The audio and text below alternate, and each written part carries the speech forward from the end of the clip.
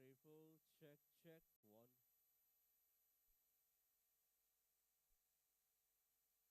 One, check, check. Test. One, one, two, two, one. Check this. One, two.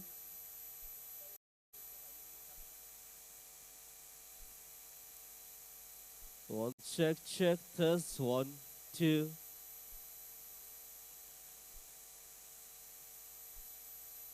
Check,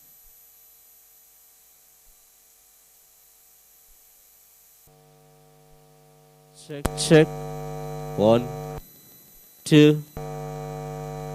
Check, check.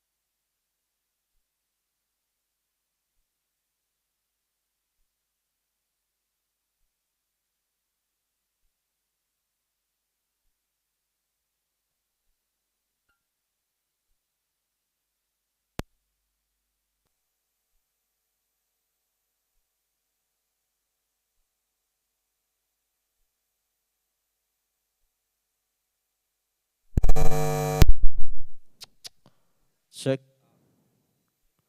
One, two. One, check, check. Test. One, two. One, check. Hello, check. Hello. 1, 2. Hello, check. Hello, 1, 2. Hello, check. करूँ minus करूँ इधर से रुक ना मैं कम करता हूँ ना hello One, check. Test. One, two, two, two. One, check. Check, test. Check.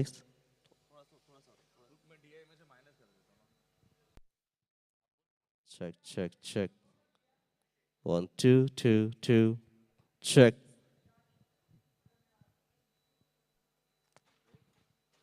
One, check, test. One, two.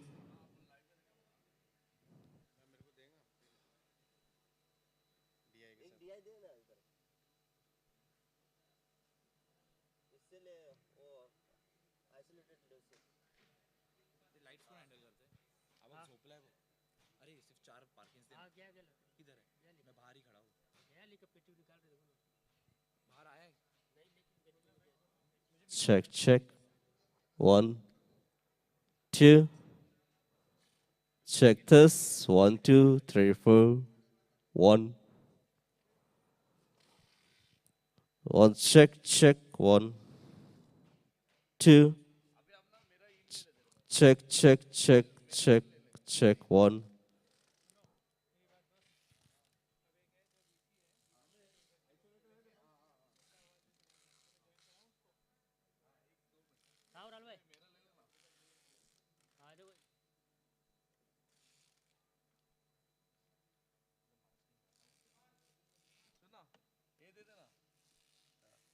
Jack दे दे जैक जैक दे दे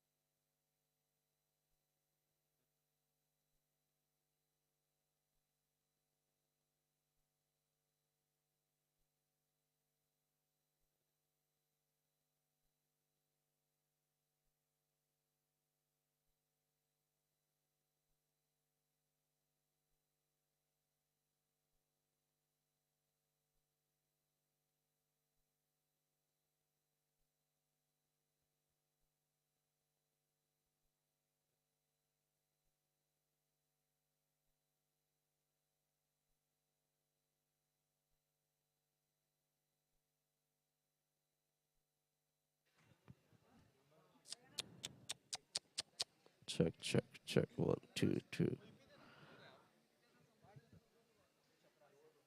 1, 2, 3, 4. Check,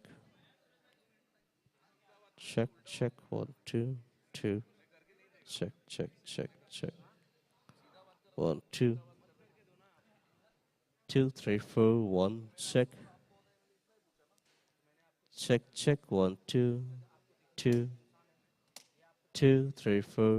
1. 1. Check. 1. Check, check. Test 1. Check, check. 1, 2.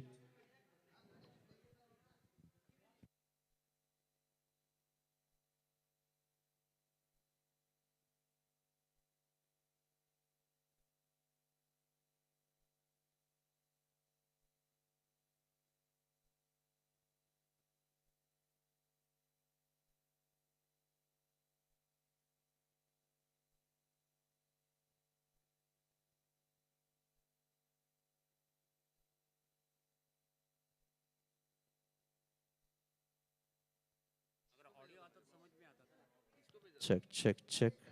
Check, check, check. Check करो. Check, check. 1, 2, 2. Check, check. Hey. 1, 2.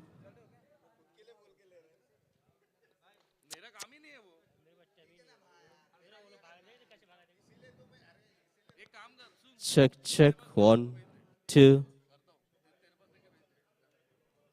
1. Check. 1, 2, 2.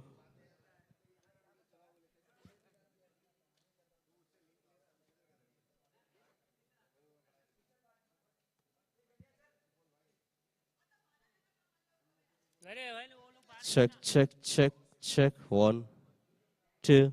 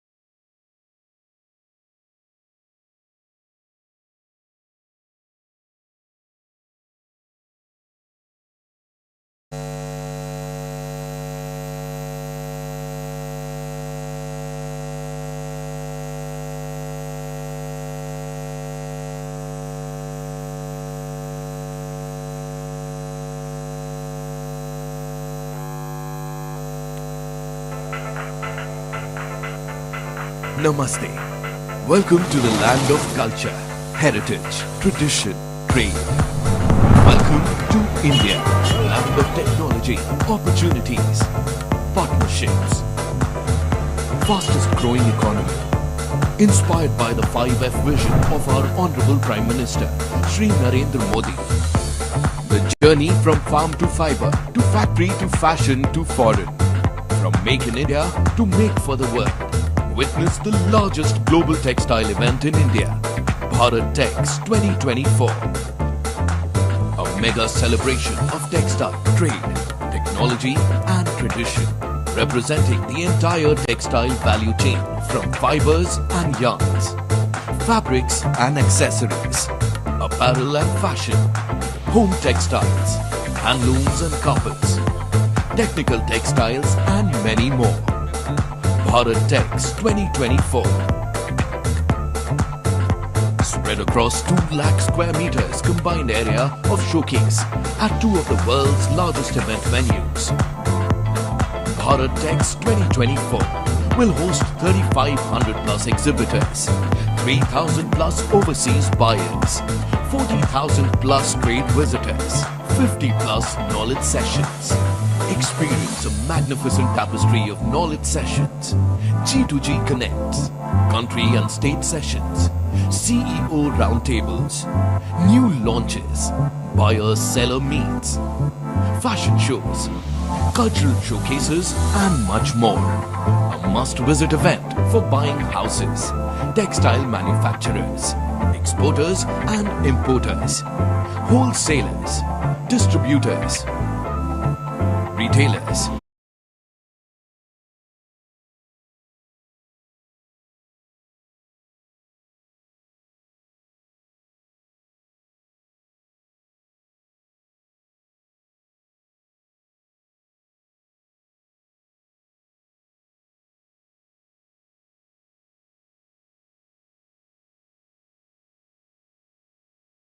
For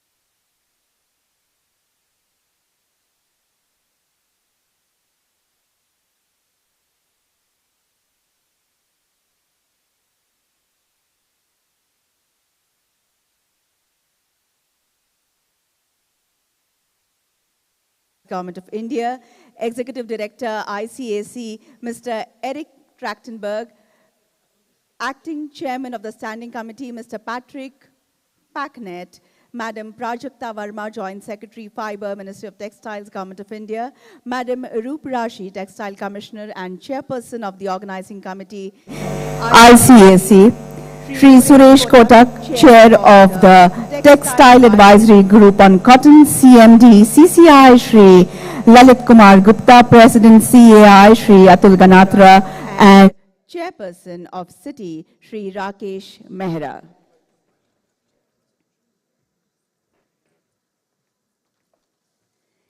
A very good afternoon, everybody. Good afternoon. It gives me, Manasi, immense delight in extending a hearty welcome to all of you, especially the Honorable Minister, esteemed guests, distinguished dignitaries, participants from around 35 countries across the globe, and invitees who are present here for this extremely special event, inaugural of the 81st Plenary Meeting of the International Cotton Advisory Committee. ICAC, an intergovernmental body covering cotton that is recognized by the United Nations, was formed in the year 1939 and presently has 28 member countries from across the globe, apart from textile industry and trade bodies. India, along with Brazil, Egypt, France, Sudan, and USA, is one of the founder members of this forum.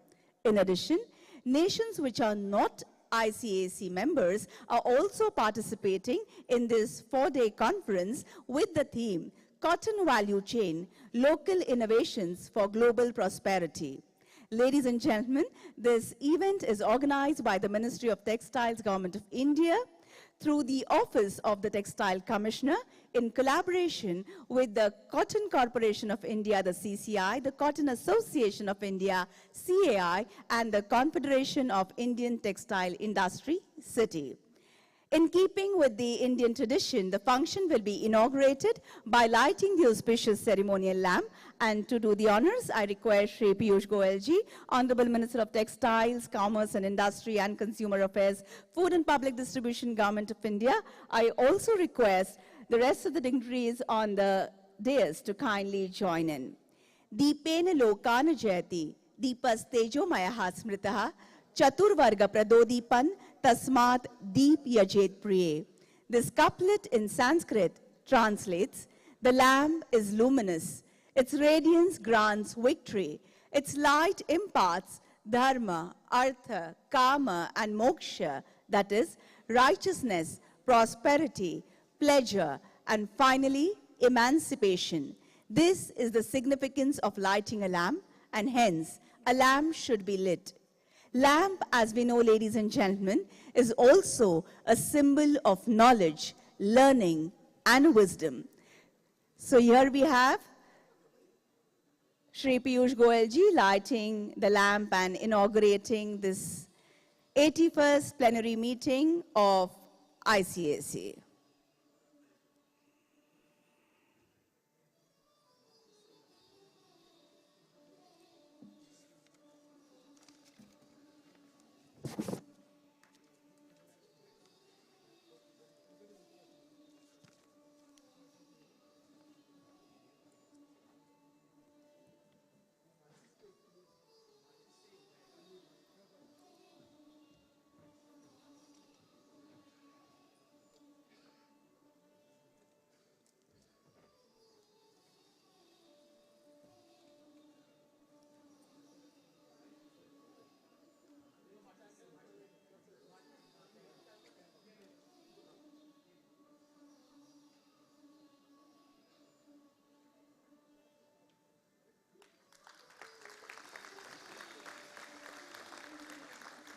Shri Suresh Kotak ji.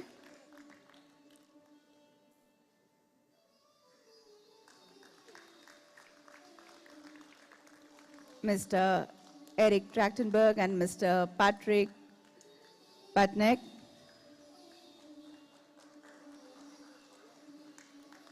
Shri Piyush Goyal ji, Honorable Minister of Textiles, doing us the honors. Madam Rachna Shah, Secretary, Ministry of Textiles, Government of India, lighting the lamp. The lamp being lit, the function being inaugurated, I request all the esteemed guests and distinguished dignitaries to take their seats. We will now greet the Honorable Minister and the rest of the dignitaries on the dais with cotton flowers. Yes, indeed, a befitting and appropriate welcome in the form of these cotton flowers. I request Madam Roop Rashi, Textile Commissioner and Chairperson of the Organizing Committee, ICAC, to please present these cotton flowers to our chief guest, Shri Piyush Goyal ji, Honorable Minister of Textiles, Commerce and Industry and Consumer Affairs, Food and Public Distribution, Government of India. Thank you for accepting this token of appreciation. Could I request Madam Prajakta Verma, Joint Secretary Fiber, Ministry of Textiles, Government of India, to please present these cotton flowers to Srimati Rachna Shah, Secretary, Ministry of Textiles, Government of India. Could I request Shri Lalit Kumar Gupta, CMD, CCI, to please greet Mr. Eric Trachtenberg, Executive Director of ICAC, with these cotton flowers. I request the City Chairman, Shri Rakesh Mehra, to please present these cotton flowers to Mr. Patrick Packnett.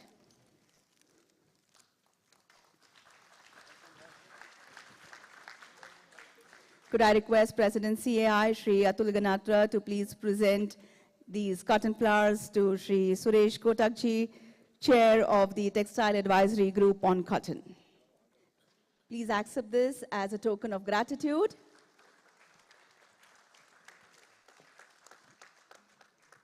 Thank you. And I now call upon Madam Roop Rashi, Textile Commissioner and Chairperson of the Organizing Committee, for the welcome address. Good afternoon, everybody.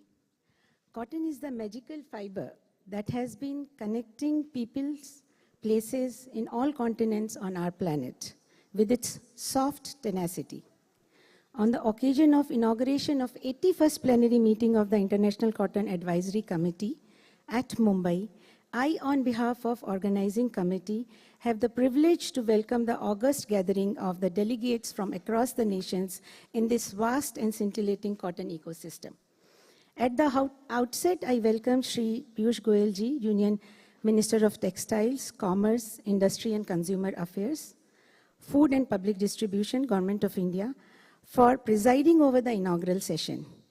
With his charismatic leadership and professional acumen to synergize capacities across the arms of governance, central ministries, states, as well as deep engagements with the stakeholders, cotton textile value chain has been witnessing horizontal as well as vertical integration for sustained growth. We are encouraged by the support and guidance of Srimati Darshana Vikram Dardosh, Honorable Minister of State for Textiles and Railways. She is not able to join us, but she has sent her blessings. Maharashtra is one of the leading states in India for our cotton cultivation. I also take this opportunity to welcome Shri Chandrakant Dada Patil, who is on his way to join us soon, Minister of Higher and Technical Education, Textiles, Parliamentary Affairs, Government of Maharashtra. We thank Sir for agreeing to be the host state, and he would be joining us soon. We are ensured that our international delegations would be ensconced with warm hospitality in Maharashtra. India, that is Bharat, is privileged to host the plenary meeting of ICAC after 2015. We have our organizing committee wherein we are supported by Cotton Corporation of India, Cotton Association of India, Confederation of Indian Textile Industry under the leadership of Ms. Rachna Shah, Secretary Textile. Under her leadership, we have tried to give our best to make this plenary meeting as a never before event. I welcome Mrs. Rachna Shah, Secretary, and Ms. Prajakta Verma, Joint Secretary Fiber, for gracing this occasion today. I welcome Mr. Eric Trachtenberg, Executive Director, ICAC. He has been with us since August, and he did join us from the day one to see that all his delegates here get the best possible arrangements. I welcome Mr. Ellen Williams, Chair of ICAC Social and Environment, Economic Performance of Cotton. I welcome Mr. Patrick Packnett, Dr. Marinus Rene van der Jules, Chair of ICAC Commercial Standardization of Instrument Testing of Cotton, Mr. Peter Wakefield, Chair of ICAC Private Sector Advisory Council, Mr. Mohammed Nem, Chair of ICAC International Cotton Researcher Association, Dr. Keshav Kranti, and all his able team from ICAC, which has joined here for making this event comfortable for us all. This milestone 81st plenary is being attended by about 400 delegates. We have participation from Argentina, Australia, Bangladesh, Bolivia, Brazil, Burkina Faso, Cameroon, Colombia, Cote d'Ivoire, Egypt, France, Germany, Italy, Netherlands, Poland, Iran, Japan, Kenya, Malawi, Mozambique, Nigeria, Pakistan, Singapore, South Africa, Sudan, Switzerland, Taiwan, Tanzania, Togo, Turkey, United Kingdom, USA, Uzbekistan, Zambia. We are looking forward to the learnings which we would be sharing during this plenary session. I welcome all stakeholders in textile value chain from farm to industry, our farmers, farmer producer organizations, reputed industrialists, important business delegates, eminent scientists, and researchers who would be participating in this 4-day-long conference. It's a matter of great pride to see senior representatives from the state governments also. We have additional chief secretaries from Maharashtra, Haryana, Tamil Nadu, Telangana, AP, Orissa, and contributions to the souvenir in terms of their farmer stories from the respective states where cotton is grown.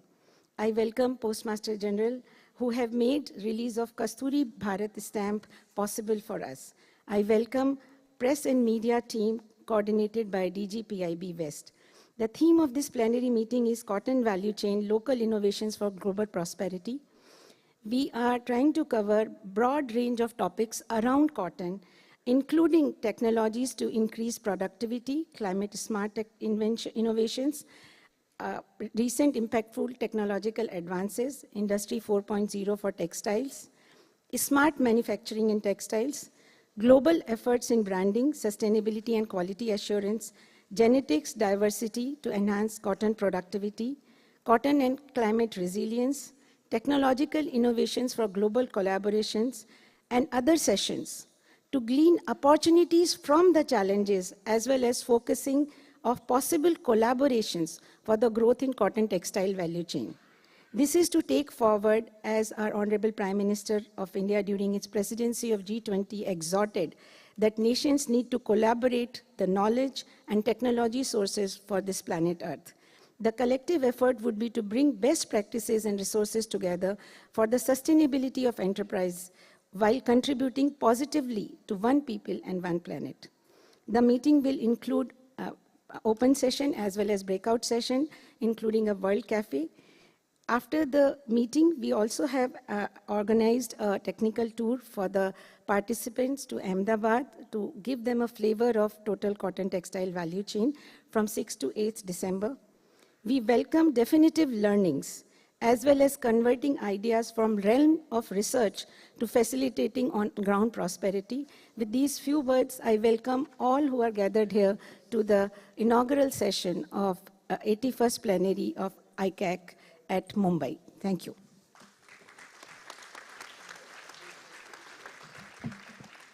Thank you, ma'am, for the initial remarks and also for aligning all of us with the highlights of the agenda and also putting forth the aims, objectives, and goals of this meeting.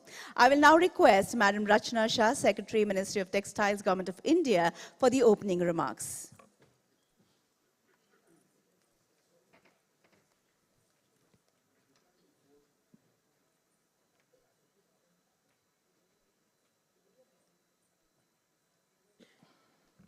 Honorable Union Minister for Textiles, Commerce and Industry, Consumer Affairs, Food and Public Distribution, Government of India, Mr. Piyush Goyal. Mr. Eric Trachtenberg, Executive Director, International Cotton Advisory Committee, Mr. Patrick, Ms. Roop Rashi, Textile Commissioner and Chairperson of the Organizing Committee, Ms. Prajakta Verma, Joint Secretary, Mr. Suresh Kotak, and other dignitaries present on the dais, distinguished delegates, senior government functionaries, representatives of industry, distinguished scientists, researchers, friends from the media, ladies and gentlemen. It is my privilege and indeed a pleasure to welcome all the dignitaries and delegates to the 81st Plenary Session of the ICAC. India is indeed honored to host this august gathering. We are delighted that delegates from 35 countries representing all stakeholders of the cotton value chain are participating in the conference. In its more than 80 years of journey, the ICAC has made valuable contributions towards dialogue, towards engagement and collaboration in all matters relating to the cotton value chain. India is a founding member of ICAC and deeply values the engagement. The plenary meetings of the ICAC provide a forum for discussion on international issues of importance to the world cotton industry and provide an opportunity for the industry and for the government leaders from cotton producing, consuming and trading countries to come together and discuss areas of concern. The theme of the 81st Plenary Meeting, Cotton Value Chain, Local Innovations for Global Prosperity, would provide an important opportunity for sharing innovations, benchmarks, good practices and experiences from across the globe on productivity, on climate resilience and circularity for a vibrant cotton economy.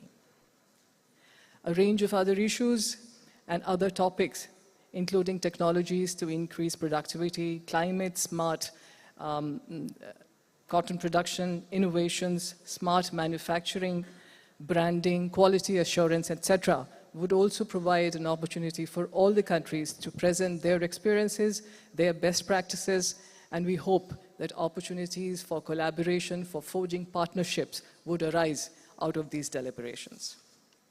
The importance of cotton and cotton economy in economic development is something that I cannot overemphasize.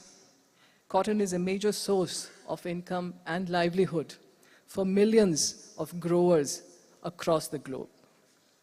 In India, the cotton and the textile industry has always been the backbone of our economic development and provides livelihood to millions of people.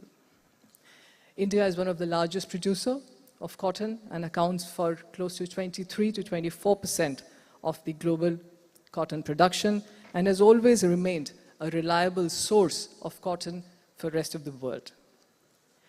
As we stand on the cusp of a new era, it is imperative that we adapt, we innovate, and embrace progressive policies to ensure that we not only meet the global cotton demand, but also set new benchmarks for quality, productivity, and sustainability.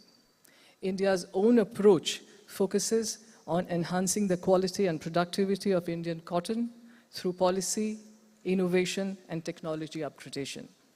Presently, the Government of India, the Ministry of Textiles, and the Ministry of Agriculture jointly are undertaking a special project focusing on large-scale demonstration of best practices and technology for enhancing productivity. This is across 8 cotton-growing states and involves about 61 districts. We hope that this can provide some visible, demonstrable effect, and then it could be taken to scale.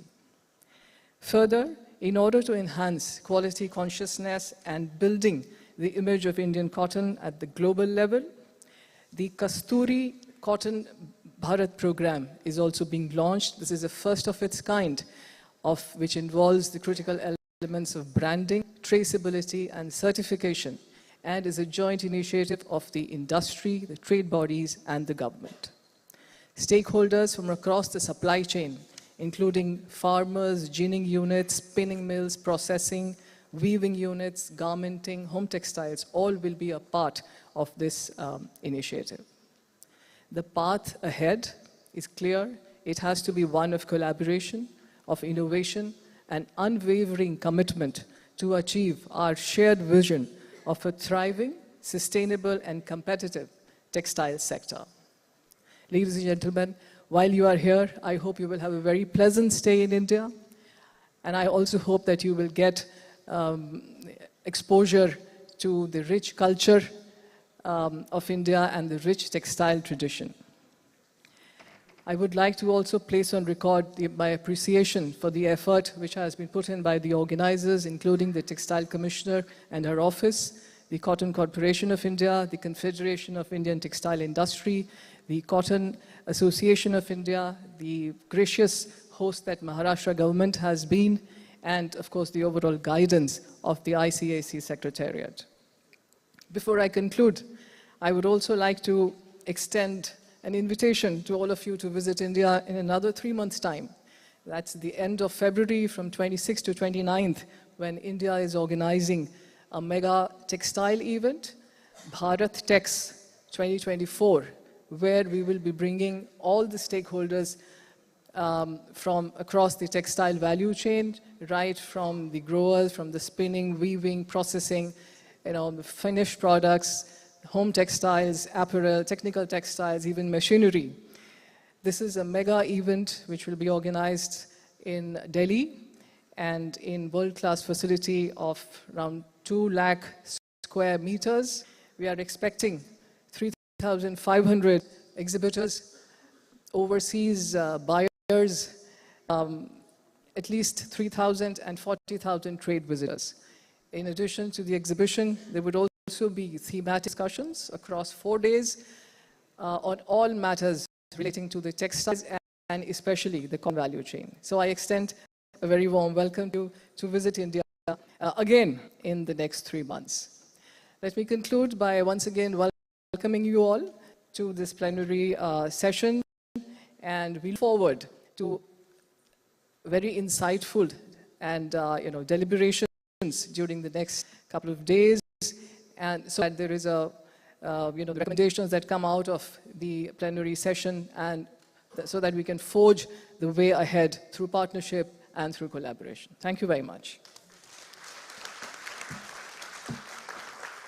Thank you, ma'am, for the introduction as well as for setting the tone and also for extending an invitation to the forthcoming Bharat Tex 2024 event.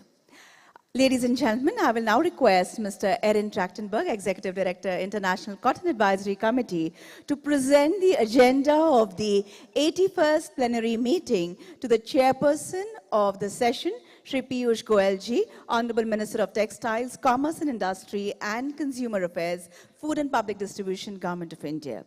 Over to you, Mr. Eric Trachtenberg. Ladies and gentlemen, welcome. The agenda of the 81st Plenary has been circulated to the honorable delegates. Now the floor is open for any comments.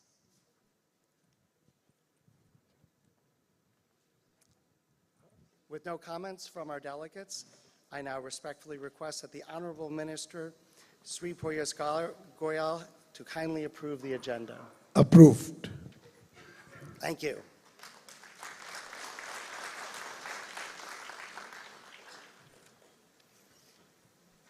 What I'd like to do is I'd like to go on to my remarks. Mr. Chairman, distinguished delegates, colleagues, observers, and friends. Thank you for the opportunity to address this 81st plenary meeting of the International Cotton Advisory Committee. It is the first meeting in 4 years, or 5 years, or 4 years since 1939. And I'd like to thank the Government of India and the organizing committee for this spectacular venue and their unwavering support for organizing this event. I would like to express my appreciation to all the delegates serving on the Standing Committee who've done so much to support ICAC.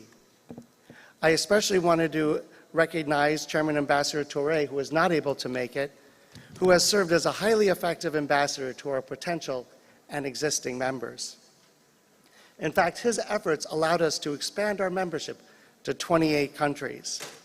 I would also like to thank Patrick Packnett, our past chair, who has agreed to serve as chair before our standing committee.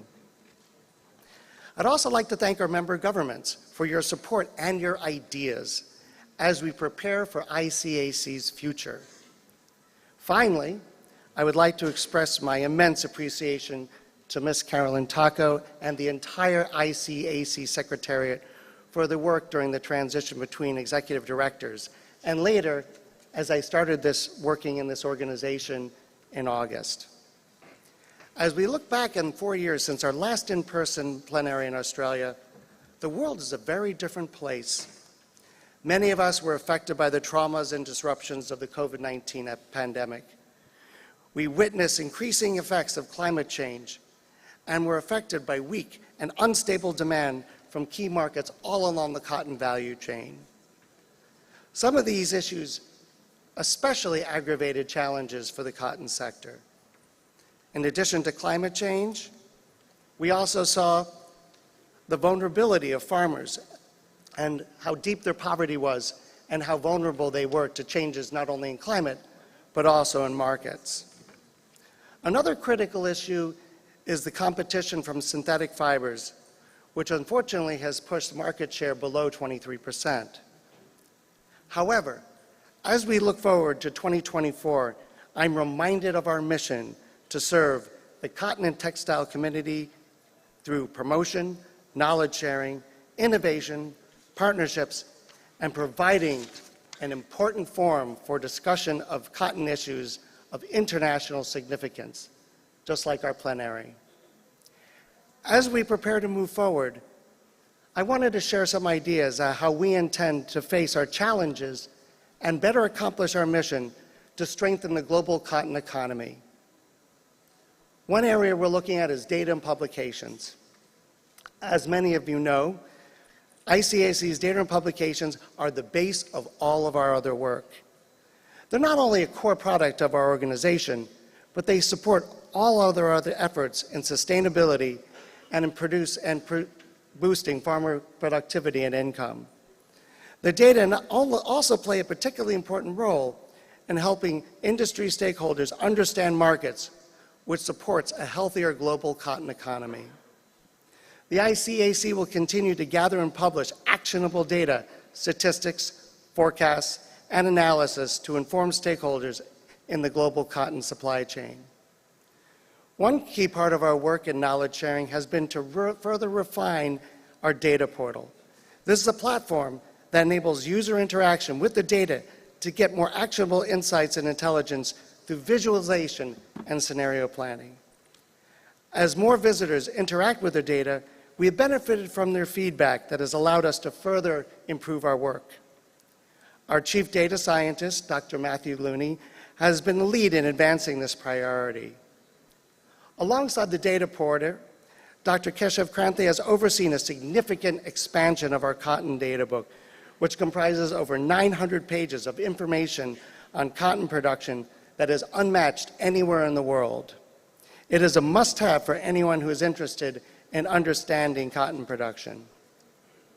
To further strengthen the cotton economy, we have maintained a consistent production schedule. These include the specialty cotton and world cotton trade reports, both authored by Ms. Parki Vats. Dr. Kranthi produces the ICAC Recorder. Ms. Lorena Rayuz writes the World Textile Cotton Demand Report. And she also authors a very important report on government measures. All these reports have enabled the ICAC to be the premier source of international data on the global cotton economy. In 21-23, the IC Secretariat produced important informational videos aimed at raising awareness about the organization and its activities. The goal of this initiative was to provide an overview of various topics relevant to the cotton sector and introduce viewers to ICAC and its contributions to the cotton industry. These videos are all available on the ICAC YouTube channel. In the future, we plan to examine other topics of interest, such as labor, regenerative agriculture, gender equality, and cotton promotion, all as a part of our commitment to serving members in the cotton economy. Another priority is deepening our private sector engagement. The ICAC will continue its partnership with the private sector through the Private Sector Advisory Council. Created in 2021, the PSAC is the only global platform that includes representatives from every link in the cotton value chain, from farm to closet. In 2023, the PSAC focused on the issue of traceability in the cotton and textiles value chain. It looked at current and upcoming traceability regulations and solutions that are available locally. Based on this work, the PSAC has prepared a private sector recommendations on policymaking and traceability that will be presented later in this meeting. Looking forward, the ICAC intends to deepen our collaboration with the private sector through its 4 permanent committees, one focused on producers and ginners, merchants and other cotton-related activities, spinners, weavers, and machinery, and brands and retailers. With more than 65 organizations involved, the ICAC believes that this connectivity will facilitate effective action on issues affecting the global economy. It will propose solutions that can make a real difference to all of our stakeholders. This is how we go from talk to action that impacts lives. I would like to acknowledge the leading role of Peter Wakefield for his leadership in establishing and chairing the PSAC, and to Ms. Parky Vatz for her key role in also running the PSAC. Another focus of our group is also instrument testing. Given the complexity of specifications in the cotton value chain, it is critical that buyers and sellers trust the instruments to determine the quality of products they buy and sell. To support a healthy cotton economy and market transparency, the Task Force on Commercial Standardization of Instrument Testing of Cotton, or CSITC, has been pivotal in the widespread adoption of instrument-based cotton since 2003. This has enabled breeders to produce cotton with the quality characteristics desired by spinners while making the trading of cotton more efficient and more transparent. By reducing these transaction costs in the cotton economy, it can help cotton become more competitive. The most recent round trials successfully reduced interlaboratory testing results by 35%, which reduces uncertainty in trade. We achieved a second highest participation in the round trials since 2012 with 158 participants. I extend my deepest gratitude to Dr. Marinus van der Sluis for his exemplary leadership. He has been crucial in extending and continuing the excellent work initiated by our late chair, Andrew MacDonald, who served from 2003 to 2022. We also wanted to recognize Mr. Axel Drieling for his complex analysis of instruments results, and thank Ms. Gretchen Dieterich for her new leadership role in the CSITC. Finally, I wanted to express my appreciation to Kanwar Usman for his strategic oversight and to Ms. Maria Borisova, who ensures our operations run smoothly. Beyond our data publications, PSAC and CSITC, I wanted to mention a few other initiatives. Lorena Ruiz has been working with FAO on Women in Cotton in Latin America. She's also led the Cotton Research Associates Program in 2023 that brought cotton researchers to the United States to visit ICC headquarters, USDA, Cotton Incorporated, 2 farms, and a research center in North Carolina. Dr. Kranthi has been instrumental in supporting the upcoming World Cotton Research Conference planned in Uzbekistan. And also I wanted to acknowledge Mr. Neil Gillen, who represents the IC Secretariat at the UN Commission on International Trade Law, which plays an important role on keeping markets open. Beyond our current efforts, I'd like to discuss a little bit about where ICAC is looking to expand our work. One area is agriculture development. I wanted to start by thanking Dr. Kranthi, who started our work in agriculture development. Since the plight of smallholder farmers is one of the critical challenges facing the global cotton sector, we need to find ways to boost incomes and productivity. Thanks to earlier effort, we continue to roll out our soil and plant health application. We're also looking at an upgrade that will help farmers identify insect and disease issues. ICAC also continues to deploy the virtual reality cotton training program. I saw this actually as part of a training we did earlier this year near Aurangabad, where we saw farmers actually able to interact with what pests could look like and learn more about how to farm more effectively. It helps take farming from theory to practice. It creates a virtual world around the user to assist trainers in the knowledge transfer of best practices. Looking toward 2024, ICAC plans to start a new project with GIZ called I4Ag that will promote innovations in cotton agriculture in Africa. But beyond these initial efforts, ICAC also intends to pursue further work in agriculture development to support vulnerable farmers, especially in Asia and South Asia, Asia and Africa and South Asia. We've already begun to engage with potential donors and partners. After leading agriculture developments at a U.S. government donor, I've learned that the design and ownership of truly effective innovations must be led and owned by our partner countries.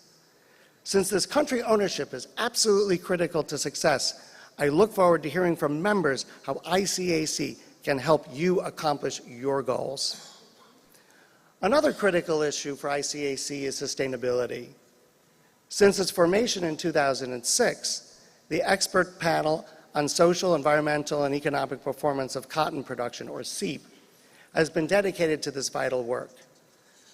The recent focus of the panel has been on regenerative agriculture, and this morning the CEP panel had a very interesting discussion about how we define this. The forthcoming report will address the feasibility and challenges of diverse regenerative agriculture practices that are aligned with different philosophies and standards. This paper will emphasize the implications of these standards for farming systems of various sizes and levels. For example, the challenges facing a smallholder farmer are very different than those facing large-scale producers. How do we outline the changes for farmers while addressing the associated risks of all these different approaches for different kinds of farmers? In the future, CEP will play a critical role in supporting other initiatives connected to enhancing the sustainability of the cotton sector. This includes supporting our ability to communicate the truth about cotton, engaging in constructive dialogues on regulations, collaborating with environmental civil society groups, and furthering our work in agriculture development. All this will grow and be connected to our work on sustainability. I wanted to express my gratitude to Alan Williams, Chair of CEP, Lorena, and all the CEP members for their unwavering commitment to this critically important issue. I also would like to extend an invitation to all ICAC members to actively participate in CEP. Another issue that we'll be focusing on more is textiles. While ICAC has historically focused on cotton production and trade, we've started looking further down the value chain several years ago. To advance further in this direction, the ICAC will be stepping up its engagement with the value chain downstream from the farm to include textiles, brands, retail, and promotion to consumers in collaboration with our member countries and stakeholders. This value chain is absolutely critical because a strong cotton economy is best supported by understanding and engaging the system from farm to customer. One central part of the value chain is the textile sector because of its high employment numbers and its major economic impact. For example, the data show that 5 people on average are employed for every ton of cotton produced. The ICAC dedicated its commitment to textiles in August 2021 when we hired Kanwar Osman, our first ever head of textiles. To advance our work, ICAC is planning to release a report that will provide an exhaustive review of textiles from cotton to finished products. ICAC is also preparing a global textiles portal to foster collaboration and innovation in the textile value chain. Although the platform is still under development, it will likely include coverage of national industries, a data portal, and a research forum. Beyond these digital endeavors, ICAC is also considering other ways to support the collaboration on textiles to benefit the global cotton economy. We are thinking about asking a focal person member countries from the textile sector, talking about creating a textiles expert panel focused on sustainability. To boost the competitiveness of cotton, we're especially interested in promoting innovation that can facilitate the use of cotton in new textile applications, including technical uses and industrial uses. We want cotton to be more competitive in more ways to strengthen the market. Finally, we are considering ways to assist the textile sectors and our members to facilitate their use of cotton. In particular, we've been talking with the C4 countries in Africa about what possibilities there are for further value added. Another part of our engagement with the entire cotton chain is integrating our work with brands and retail. This will focus on what stops brands from consuming more cotton. This interaction will also enable ICAC to better understand clothing producers toward the end of the value chain, while enabling them to learn to engage with us as a global cotton sector. This initiative will likely work within the Brands and Retail PSA subcommittee, but will also require a change of rules to allow individual companies to participate in PSAC. We hope this will enable ICAC to be more responsive to the needs of businesses that connect directly to consumers and produce the competitiveness of cotton over time. A final step on our cotton value chain systems approach is to move from advocacy to promotion. As synthetic fabrics continue to take market share, we need to build on our work in sustainability, strong data, ag development to make a stronger case for cotton. We need to switch from defense to offense. This means countering the myths and negativity about cotton. One effort will be to continue our work around World Cotton Day. As noted in the upcoming chair of the Standing Committee, we've been highly visible in events around the world to support the world's most widely used natural fiber. A recent World Cotton Day program in Vienna included keynote speeches from the Director General of the United Nations Development Organization, from the Director General of the World Trade Organization, and a virtual address from the head of FAO. This was followed up by a seminar in Taiwan and ICAC's support for a number of global events around the world to support Global Cotton Day. We all need to keep telling the truth about cotton to dispel the myths that hold our sector back. Looking beyond World Cotton Day, we also intend to work with others to make the case for cotton to public and to key opinion leaders by promoting cotton generically. Our goal is to expand the cotton market with promotion to support a healthier global cotton economy for all.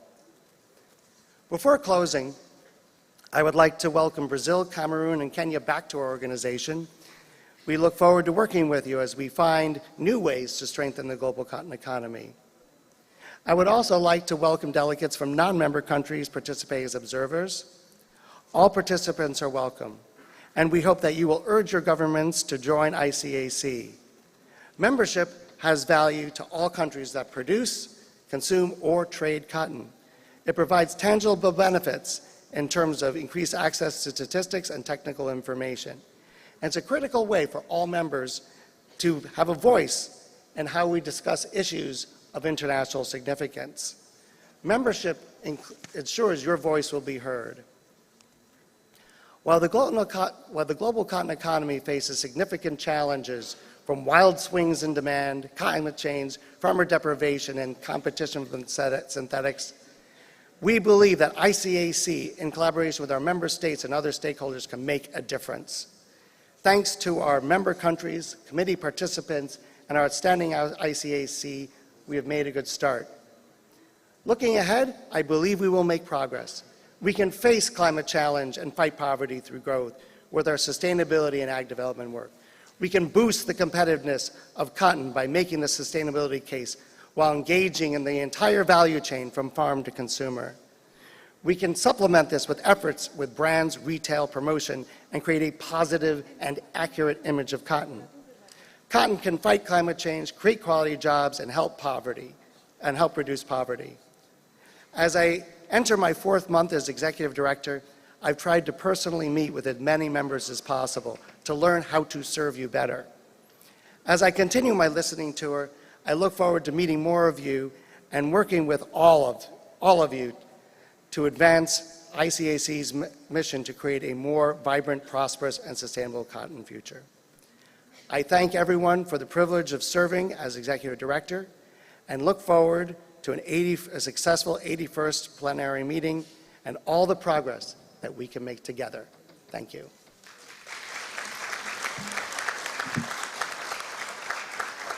Thank you, sir.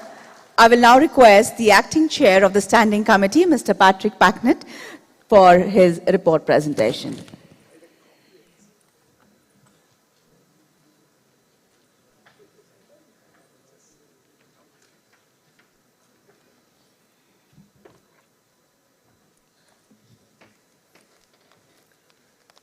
Good afternoon, honorable ministers, delegates, and guests. It is indeed my pleasure to address you for this 81st plenary meeting of the International Cotton Advisory Committee. On behalf of the members of the Standing Committee, I would like to express my sincere gratitude to the Government of India for welcoming the cotton community to this magnificent venue. I congratulate India and all of the members of the organizing committee for their hard work. The ICAC has a long history dating from 1939 when 10 cotton-producing countries came together to discuss the problems of the global cotton economy of that era.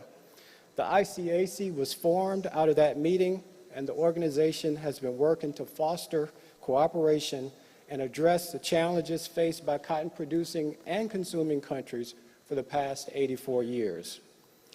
This past year has been very challenging for those of us in the Standing Committee.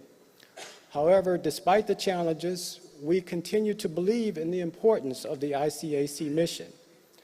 During his travels the past year, Chairman Touré has been an ambassador for the ICAC, reaching out to African countries, especially to encourage them to join or rejoin the ICAC. I am pleased to see the return of Kenya, Cameroon, and Brazil as ICAC members, and I'd also like to welcome our friends from the Association of African Cotton Producers who are here today for our plenary meeting. With the central role of the ICAC and its work in the cotton industry, I'm confident that many more countries will see the value proposition of the ICAC and will join the organization. Another important task, as you've heard, was to recruit and select a new executive director. I am pleased to have Mr. Eric Trachtenberg, the new executive director of ICAC. He has more than 25 years' experience working in agricultural development, international trade, commodity analysis, and with international organizations such as the FAO. In his last position, he led design and oversight of investments worth more than $800 million to improve food security and strengthen land productivity at a major development agency. He started his tenure, as you have heard, in August of this year and has been very active in meeting with all the member states of ICAC. We're looking forward to working with him and the Secretariat to address the many challenges faced by the cotton value chain. After a long hiatus during the COVID-19 pandemic, our plenary meeting is in person for the first time in 4 years. At the same time, the ICAC has resumed its full array of programming around the world to support the cotton economy. The challenges facing the cotton community have continued to evolve, especially in the aftermath of COVID. One of the most pressing issues continues to be climate change, which threatens both our health and our prosperity. While agriculture's use of natural resources to produce food, feed, and fiber places it firmly at the center of the climate issue, agriculture also could be part of the solution by mitigating negative climate effects through more sustainable practices. These can reduce resource use, cut pollution, and provide new opportunities for carbon sequestration. To advance these priorities, the ICAC will continue its important work in the Social, Environmental, and Economic Performance Committee and by moving further into agricultural development work and traceability. Another challenge is faced by small farmers who are affected both by climate change and poverty. To strengthen the global cotton economy, we must promote technology to help the most vulnerable people in our industry, smallholder cotton farmers, and in the least developed countries. The ICAC continues to roll out our dynamic voice-based soil and plant health application designed specifically for illiterate farmers. The app uses voice commands, images, and animations to help farmers learn global best practices for cotton cultivation. It was recently upgraded with the integration of artificial intelligence, which allows farmers to upload photos of any insect or potentially diseased plant to enable identification and guide interventions. The ICAC has also continued rolling out our virtual reality cotton training program that creates a three-dimensional sphere around the user to help trainers transfer knowledge to best practices more effectively. Beyond these initial steps, the ICAC intends to further pursue work in agricultural development to support vulnerable farmers, especially in Africa and South Asia. A third challenge faced by the cotton economy is competition from synthetic fibers. In recent years, we've seen market share for cotton and textiles fall below 25%. To address this issue, the ICAC will be stepping up its engagement with the cotton chain downstream from farm to include textiles, brands, retail, and promotion to consumers in collaboration with our members and other stakeholders. To support this effort, the ICAC plans to release new reports on textiles that will provide an exhaustive overview of the sector from cotton to finished products. Given the importance of the textiles to export-oriented growth in numerous countries, the ICAC will be unveiling some additional new initiatives to support the textiles value chains, such as a data portal. Other initiatives focused downstream from the farm also are in the planning stage. By building new relationships all along the value chain, from farmer to consumer, the ICAC can help strengthen the global cotton economy. At the same time, the ICAC continues its work to gather, analyze, and publish data, statistics, and forecasts to inform stakeholders and support markets in the global cotton supply chain.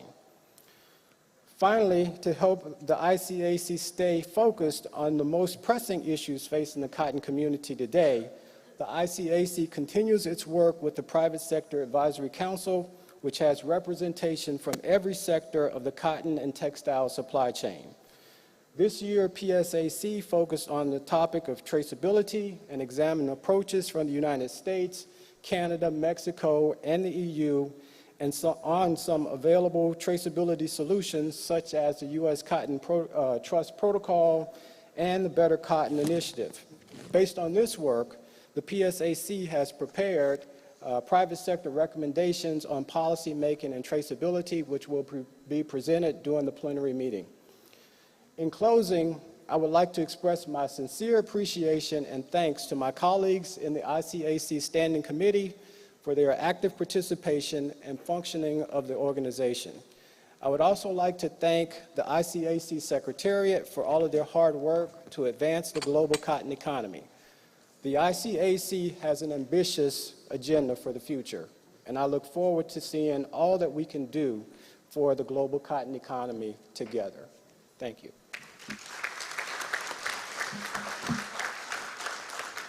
Thank you, sir. Let us now move to the reports by ICAC panels, beginning with Mr. Alan Williams, Chair of ICAC, Social, Environmental and Economic Performance of Cotton Production. Mr. Alan Williams.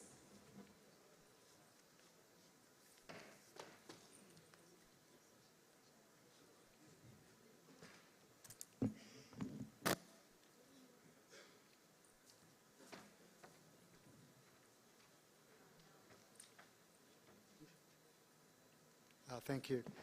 Honourable Minister, delegates, distinguished guests, ladies and gentlemen, and my fellow Australians.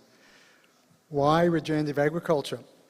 Well, to steal a fashion phrase, regenerative agriculture is the new black.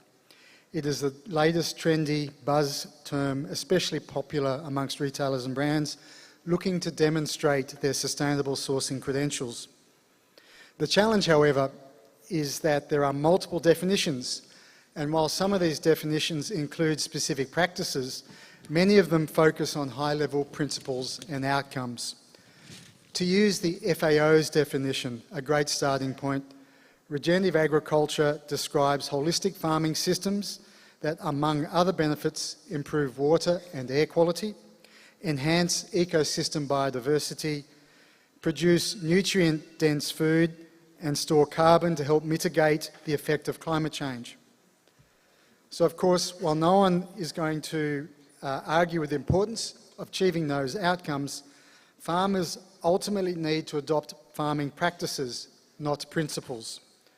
So SEEP, with the support of ICAC, thank you very much, commissioned Dr. Kata Hake to review the types of practices identified in the literature as being regenerative, with a view to assessing the feasibility of implementing them across a range of different farming systems. In other words, what does regenerative actually mean for a farmer at the practical level of this is what is required to be done on your farm? Here's the list of 22 practices. So the core of the report will be an assessment of the feasibility of assessing these 22 practices generally identified as being regenerative, and importantly, that's going to be done across 12 different types of farming system. These 12 types of farming system are based on various combinations of farm size, small, medium and large, how much moisture is available to those farms, what is their access to mechanisation, is there no mechanisation, some or full mechanisation, and how intimately is livestock incorporated into their farming system. So for each of those 12 farming systems and 22 regenerative farming practices, the feasibility of implementing each of those 22 farming practices has been assessed by Dr. Hake as either very feasible, feasible, challenging or very challenging. So this graphic summarises effectively what's been done. The very feasible dark green, feasible light green, challenging orange and very challenging red. Importantly, a brief plain English explanation is provided for each of these 22 practices, and there's also a discussion on the implications of those practices for those different farming systems. The benefits, of course, but equally importantly, the risks and potential unintended adverse consequences and the potential change that might have to be implemented by the farmer. Critically, potential research needs to support that change are also identified in the report. So I guess I'd just like to summarise in terms of next steps. Dr. Hake was very clear in his analysis that it was subjective and it needs further discussion and revisions, and that's something that the SEEP panel has started in the last couple of weeks. So the next steps will be a draft of a revised version of the report that we would like to consult on more broadly to make sure that it includes the perspectives as of many farming systems and farming experts as possible, and especially smallholder farmers. This morning we discussed, for example, the importance of translating the report into languages other than English, and critically including French. We also discussed the potential for the report to be expanded to identify the similarities and differences between the different definitions of regenerative agriculture, and to start looking at the sorts of indicators that could be possibly used to set a baseline, and then assess whether the outcomes being sought by those high-level principles are being achieved by the recommended practices.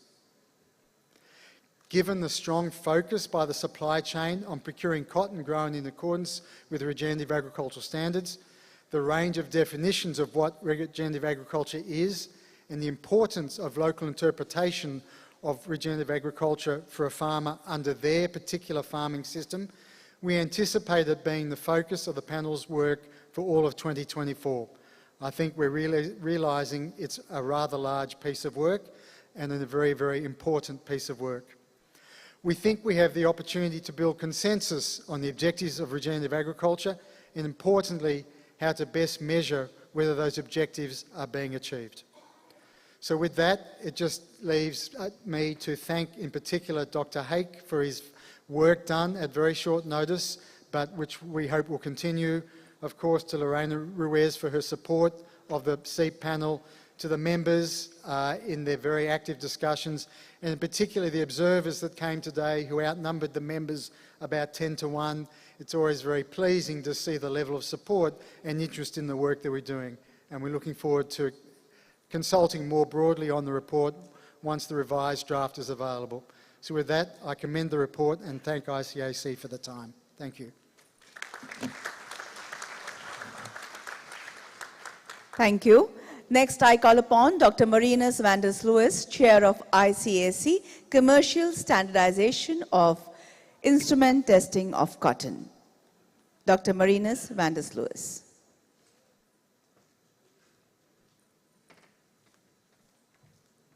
Good afternoon. Great to be back in India after 7 years. I do appreciate being here. Honourable guests and candidates. I think, as Eric has already mentioned, the CSITC is celebrating its 20th year this year, and the main objective was really to promote instrument testing in the first instance, but in the second instance also to promote reliable instrument testing. And I think that is one of the major aspects that we are focusing on. It's pleasing to note that over the last 20 years, the laboratories that have been participating in our round trials, the results have been continually getting better, which is a good sign. But now I think the next part of the puzzle is to try and get more laboratories to participate in these round trials. So this morning we had the 33rd meeting of the CSITC, which was very well attended by members and also observers. Some of the things that came out of the meeting this morning, Mr. Axel Driesling provided analysis, overview of the analysis over the last couple of years. And as I said, it was pleasing to see that the statistics show that the variation was decreasing in the instruments that were participating, and also that the number of laboratories and also instruments are continuing to increase. I think also one of the aspects that was shown is that of all the people that are participating, only a small percentage were spinners. So that's something that we really want to try and look at and try and increase the participation. Some of the other things that we looked at, as you saw, the task force on the commercial standardization of instrument testing of cotton is a very, very long word. CSITC is a lot easier as an abbreviation. So we're really going to have to look and see how we can make that a little bit easier to understand. So we're going to have a look and see whether we can actually rebrand the CSITC. And I think also we're looking at presenting flyers and also to get the spinning companies more and more working into that. The other thing I'd also like to say is that the CSITC is a collaboration between ICAC, who sort of administer the task force, Bremen, the Bremen Cotton, the International Cotton Association of Bremen, who does the statistical analysis of the results, and then also the USDA, AMS, who actually provide the samples. So it's a collaborative collaboration between these three associations that make this quite successful. And I think just to sort of end, we've been trying to increase, as I said, trying to increase the participation. As Mr. Driesling showed this morning, the variation between the instruments and laboratories are decreasing, which is a good thing. But now we need to try and get other other laboratories and also other facilities to become part of this CSITC, specifically the spinning companies. Basically what it is that samples get sent out to all the facilities 4 times a year, and for testing you do 5 tests. You test 4 samples every day of the week and provide the details. So it's not a very erroneous task, but I think the benefits are quite clear to see, and the benefits of participating in the CSITC round trials were certainly provided this morning. We saw the Australian experience, and we also were provided with the Argentinian experience, which was very, very positive. Obviously, CSITC will not enable you to improve your results on its own, but CSITC, the participation in the CSITC will certainly enhance your results. And it's very, very important that, because the grower will get paid on the results that you provide, and also the spinner will actually purchase the cotton on those specifications. So I think, just to finalize, without going into too much technical details, if you want to know anything more, please hunt me down and we can have a chat. But I think it's also, what is also clear, and I think it's very important, that the better described the cotton is, the better economical value it will be to the grower, and also the spinner will be more enticed to buy your cotton. So that is a very, very important. Not only should it be better described, but it should also be reliable and accurate. And with that, I thank you.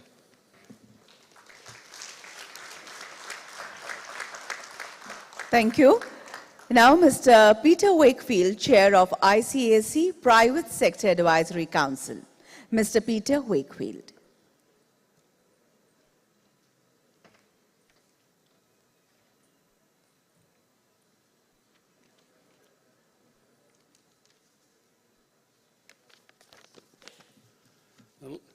Honourable Minister, distinguished delegates, ladies and gentlemen, good afternoon, and thank you very much for this opportunity to let me give you a brief update on the PSAC, or the Private Sector Advisory Council.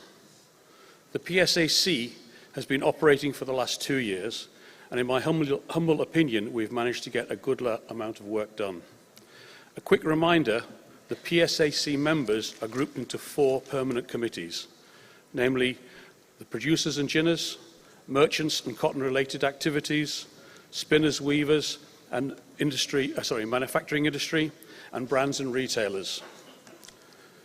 Together with the chair and vice chair of each permanent committee, a 3rd representative is elected, and those 12 individuals make up the executive committee. I think we can all agree that this committee is truly representative of all sectors of the cotton and textile value chain, from growers in member countries all the way through to brands and retailers, also in member countries. As a single voice from the entire cotton and textile value chain, we offer suggestions and recommendations to member governments as you go about your work in setting regulatory frameworks in which we conduct our business. We are here to listen, to discuss, and to cooperate. Our goal is simply to be a seamless link that facilitates two-way communication. As you're aware, last year the PSAC focused on product labelling, which is quite a complex issue. As a result, our discussions grew, and in 2022 we made suggestions in the plenary session the regulatory policies by some governments that could negatively affect cotton consumption of natural fibres. This year, we made the conscious decision that our work should take a natural flow, and thus, in a similar vein, we spent time looking at traceability regulations and potential solutions. We looked at the regulations surrounding the prohibition of forced labour and of due diligence, and the title of our PSC presentation tomorrow is entitled Private Sector Recommendations for Policy Making on Traceability. I do not wish to steal the thunder from our great presenters tomorrow, but only will urge that our combined view be taken into consideration when regulations are enacted. For 2024, we are still finalising our plans, and this morning, in a very packed meeting, we were able to narrow down some of the suggestions for the work of the PSAC, and now in the coming weeks, we shall seek the input from the entire permanent committees and select one topic on which we shall spend the majority of our time. Again, we intend to pick a subject and build on the work of the last 2 years. It is not a case of report and leave on the work that we've been doing for the past 24 months. We wish to continue to review progress and bring focus points for discussion and collaboration when and where it is felt needed. In addition, we intend to utilise some of our energy to seek expansion in each of the permanent committees, and in particular in the Brands and Retail Committee. To take a peek at 2024, we will continue to work on committee-specific issues that have the potential to affect the cotton industry. We shall continue to foster communication between ICAC member governments and the private sector of the cotton and textile value chain. We seek to expand membership to more organisations. We are going to consider a proposal to expand eligibility to individual retail firms to participate in the brands and retail subcommittees. This is an extremely important point for the PSAC point moving forward. We also wish to invite observers from non-ICAC member nations and international organisations like the WTO and the World Bank. We shall consider forming a new subcommittee focused on the promotion of cotton and to make the positive case for cotton in our industry. Help cotton and textile professionals from all over the world to connect together with each other. And finally, we want to look at how can the private sector assist with future plenary meetings. Rest assured, our view is that our work should not be it's a one-way street, and we look forward to receiving feedback from our member governments, incorporating in discussions to our mutual benefit. Thank you very much indeed. Thank you. And the last report presentation is by Dr. Muhammad Nigam, Chair of ICAC, International Cotton Researchers Association. Dr. Muhammad Nigam.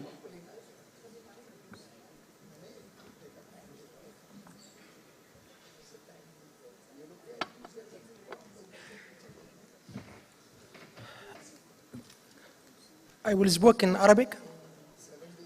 معالي السيد الوزير، المنصة الكريمة، السيدات والسادة، نظم الاتحاد العالمي لباحثين القطن بالتعاون مع اللجنة الاستشارية الدولية للقطن المؤتمر الدولي السابع لبحوث القطن في أكتوبر من عام 2022 بالقاهرة في مصر، من أجل تبادل أفضل الممارسات والمعارف والخبرات الدولية لتعزيز المحصول ذات أهمية حيوية. وفود مكونة من 240 عضوا من 29 دولة مشاركة في المؤتمر الدولي العالمي السابع لبحوث القطن. وسوف يتجسد التعاون الوثيق بين اللجنة الاستشارية الدولية للقطن والاتحاد العالمي لباحثين القطن مرة أخرى من خلال المؤتمر العالمي الثامن لبحوث القطن، والذي سيعقد في أوزبكستان في الفترة من 7 إلى 11 أكتوبر من عام 2024. وسوف يوفر هذا الحدث معلومات محدثة عن الإنجازات البحثية في القطن، ومن المرغوب فيه أن يتم تمثيل باحثي القطن من كافة الدول الأعضاء في اللجنة الاستشارية الدولية للقطن، وخاصة من الدول النامية. وقد تقدم اللجنة الاستشارية الدولية للقطن والاتحاد العالمي لباحثين القطن رعاية جزئية للسفر لكل من المؤتمرات، ولكن قد يكون هناك حاجة أحيانا إلى دعم مالي إضافي للوصول إلى هدف زيادة مشاركة البلدان النامية. ومن المقترح أن تقدم قطاعات القطن في البلدان المعنية الدعم اللازم. وفي مارس من عام 2021 تم نشر الطبعة الأولى من النشرة الإخبارية لابتكارات القطن، وهي مطبوعة شهرية تصدرها اللجنة الاستشارية تصدرها الاتحاد العالمي لباحثين القطن، وهي توفر معلومات مبتكرة حالية عن القطن للمربين والمزارعين والمصنعين وغيرهم من أصحاب المصلحة في سلسلة توريد القطن. ويواصل الاتحاد العالمي لباحثين القطن نشرها بشكل دوري.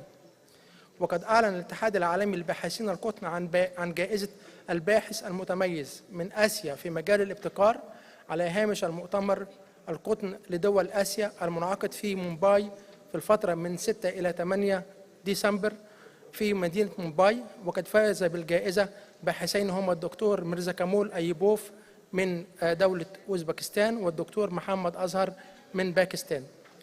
التفكير في المستقبل، موسوعة القطن لكل دولة إدراج المعاهد والمراكز البحثية المشتغلة في القطن داخل الاتحاد العالمي لباحثين القطن، دبلوم القطن في علوم القطن الكاملة، علم الوراثة، التكنولوجيا الحيوية، التربية، الممارسات الزراعية، أمراض القطن، الحليج وجودة الألياف القطن. شكرا.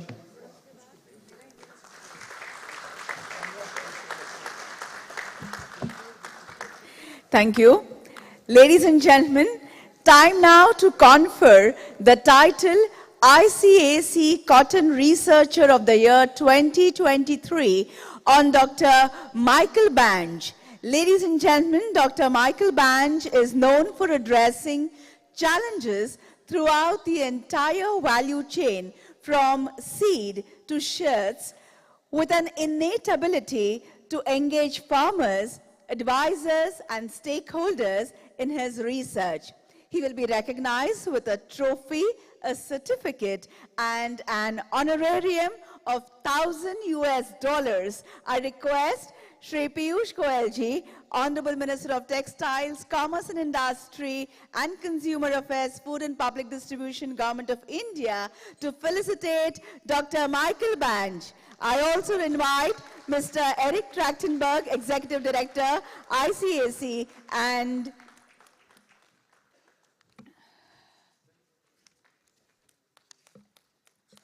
Mr. Patrick to please join in, please.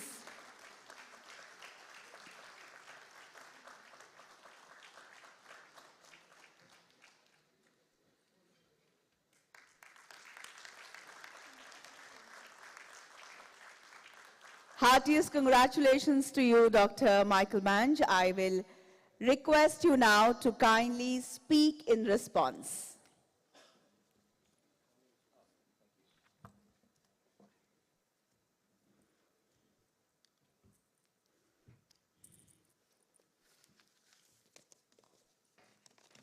Thank you, Honourable Minister, and thank you, delegates. It's a great privilege. Firstly, in accepting this award, I'd like to thank my wife and family for their support and help to achieve my goals in my career and life. I've been very blessed to work alongside some very experienced people in Australia abroad in the cotton industries. To my former colleagues, Drs. Steve Milroy and Grant Roberts, who inspired me and challenged me to be bold in my science. To all my staff and colleagues, field researchers, computer programmers, modellers, and even some textile scientists that are even sitting in the audience here today. I thank you all for your commitment and passion. This award recognises all your efforts. I'd like to thank some close colleagues, Dr. James Mahan and Paxton Payton from the USDA, who helped ground my knowledge and helped develop incredible collaborations abroad. I'd like to thank the organisations that supported me, the CSIRO of Australia, the Cotton Research Development Corporation of Australia, and my current employer, Cotton Seed Distributors.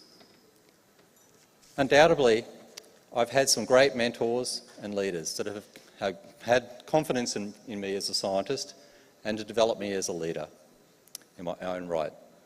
I credit Drs. Gary Fitt, Lewis Wilson and Jeremy Burden of CSIRO Australia as some of these. I've always been inspired by great science and great scientists. I still remember to this day, even as a young student, reviewing papers by some esteemed scientists, Dr. Greg Constable and Brian Hearn, and being amazed by the incredible work and intelligence that went into their research. I never imagined that I'd have the opportunity to work alongside these researchers later in my career. I acknowledge Dr. Greg Constable, a previous recipient of this award, especially has been a key figure in developing my career in agronomy and crop physiology in cotton research. Finally, in finishing, I'd really like to recognise I've had a recent foray in developing research and development in grains research in Australia. In doing that role, I realised there was so much to gain. These industries, like grains, had so much to gain and learn from cotton research, especially in agronomy and physiology and other aspects of the system. I think often cotton is seen as a fibre more so than a food crop, and not a lot of research in other industries look to cotton as in terms of the science that it has to offer. I think this is a real opportunity for the research community out there to further agriculture in general. Lastly, in accepting this award, I'll continue to promote cotton research science and the incredible people and research that comes with it. Thank you for the ICAC for this most prestigious award. I very much will honour what it stands for. Thank you. Thank you. And after the acceptance speech by Dr. Michael Banj, I will request Shri Piyush Goyalji, Honourable Minister of Textiles, Commerce and Industry and Consumer Affairs, Food and Public Distribution, Government of India, to kindly release the souvenir that contains knowledge articles for the benefit of the fraternity across the value chain from farm, fibre, factory, fashion to foreign, the 5 Fs. I invite Shri Suresh Kotak ji, Chair of the Textile Advisory Group on Cotton, who has provided guidance in compiling this souvenir, as well as Shri R.K. Gupta from CCI to kindly join in commemorating this moment.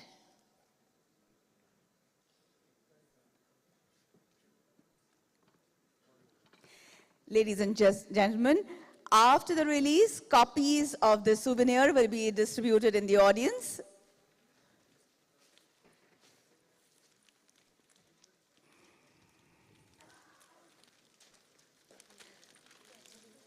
Moments to be treasured in the form of photographs. Can I request all the dignitaries on the dais to kindly come in together for a picture?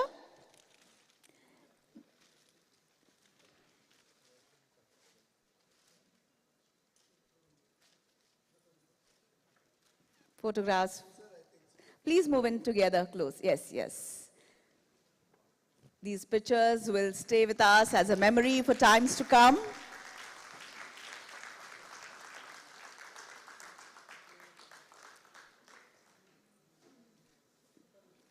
Thank you.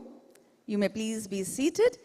Ladies and gentlemen, Kasturi Cotton Bharat is India's pioneering initiative implemented jointly by the Government of India, Ministry of Textiles, the Cotton Corporation of India, CCI, and the Textiles Export Promotion Council, the TEXPROCIL, along with active support from trade bodies and textile industry, aimed at branding, traceability, and certification of Indian cotton for global recognition.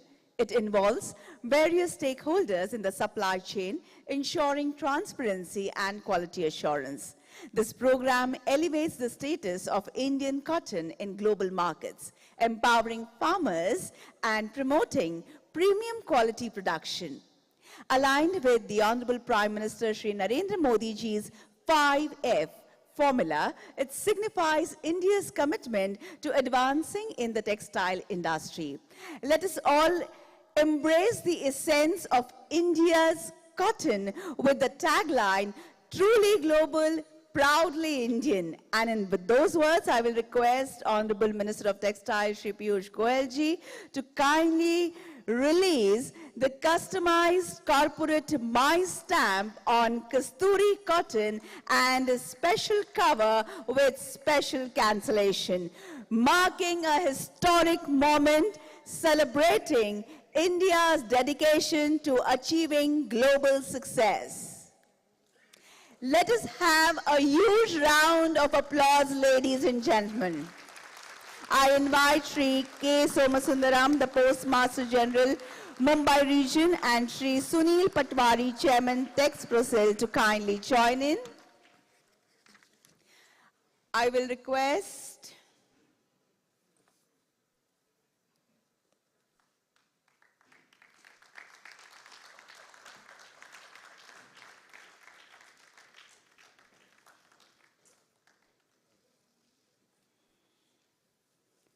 after that memorable picture, I will thank the Postmaster General of Mumbai Region, Shri K. Somasundaram ji, and request Shri Patwari ji to kindly stay back on the stage as I request the Honorable Minister to launch the first set of products made of Kasturi cotton.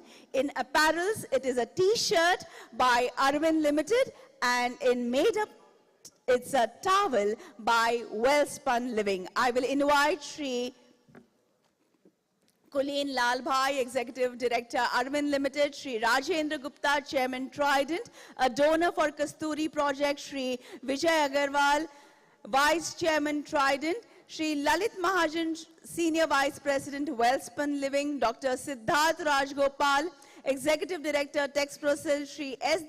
Dinkaran, Chairman and MD, Sambandham Spinning Mills, who supplied Kasturi cotton yarn for making hand towels. Shri Vivek Patel, Director, Asta Spintex Private Limited, who supplied Kasturi yarn for t-shirts to join this momentous occasion.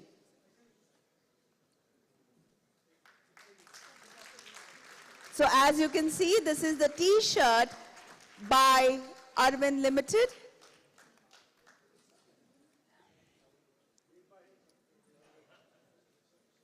Shri Kulin Lalbhai is here with us, Executive Director, Arvind Limited. And now, let us move on to the next product that is being unveiled, made of Kasturi cotton, very proudly.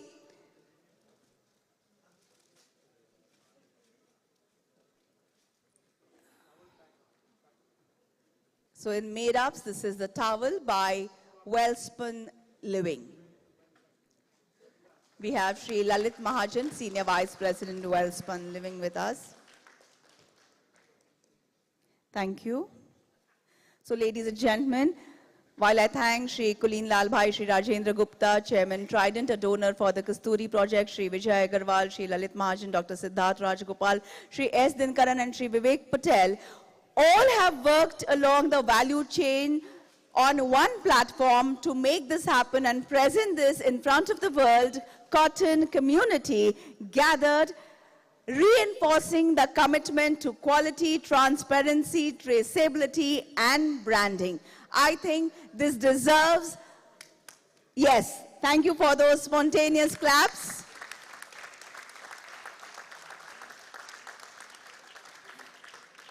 At this point of time, I take the opportunity to introduce Bharat Tex 2024 event. Ladies and gentlemen, India is gearing up to host the world's largest textile exposition, the Bharat Tex 2024, scheduled to take place from the 26th to the 29th of February 2024 in the International Exhibition cum Convention Center at Pragati Maidan, New Delhi. The international participants will be engaged for possible investment and stronger industry trade interface. With an exposure to the spectrum, Bharat Tex will be showcasing to the world with more than 10,000 exhibitors across handlooms, made-ups, as well as technical textiles. That was about Bharat Tex 2024. We will now play a film. I will direct your attention to the screen, please. Namaste. Welcome to the land of culture, heritage, tradition, training. Welcome to India, land of technology, opportunities, partnerships. Fastest growing economy, youngest workforce, second largest working population, world's largest startup ecosystem, one of the largest producers of textiles and its raw materials. Cotton, jute, silk, technical textiles, viscose, synthetic fiber, OES, crafting new initiatives, sustainability, traceability, digitalization, industry 4.0, fashion forward and innovation, governance policies, support and initiatives. Inspired by the five-year vision of our Honorable Prime Minister, Shri Narendra Modi, the journey from farm to fiber, taking fashion to foreign, from making India to make for the world, witness the largest global textile event in India, Bharat Tex 2024. A mega celebration of textile, technology and tradition.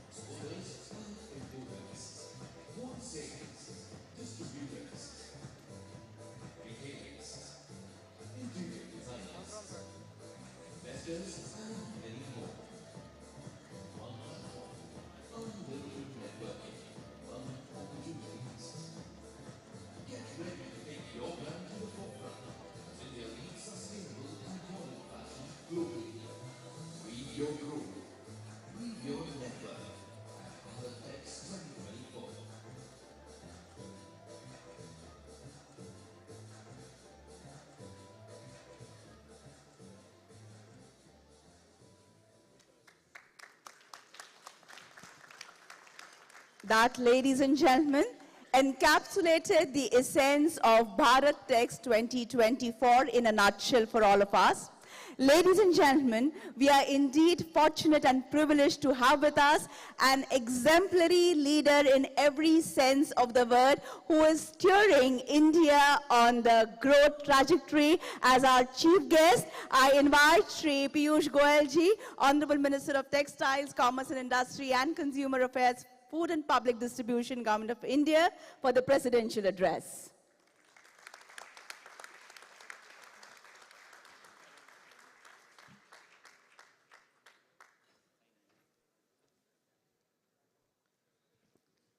Thank you very much.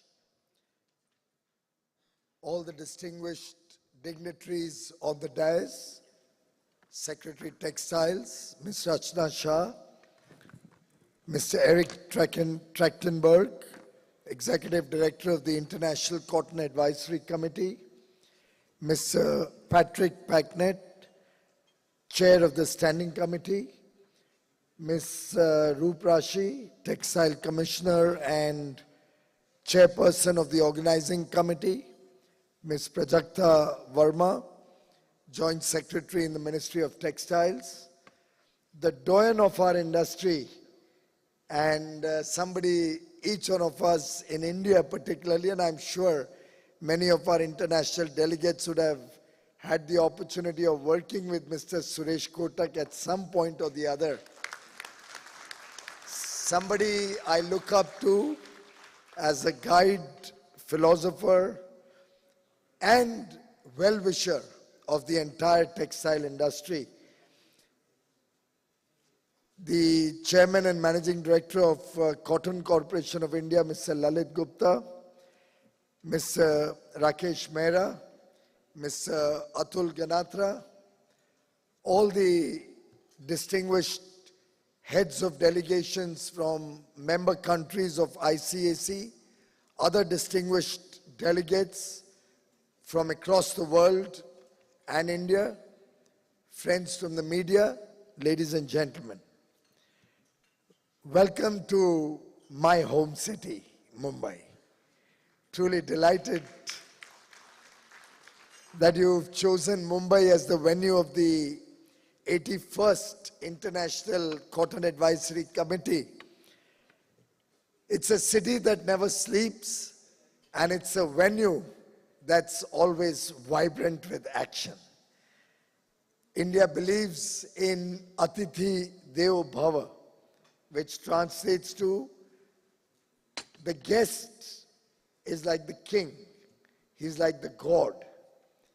And we welcome all the guests from across the world as we would welcome the gods to our home. Thank you very much for being with us in Mumbai, in India.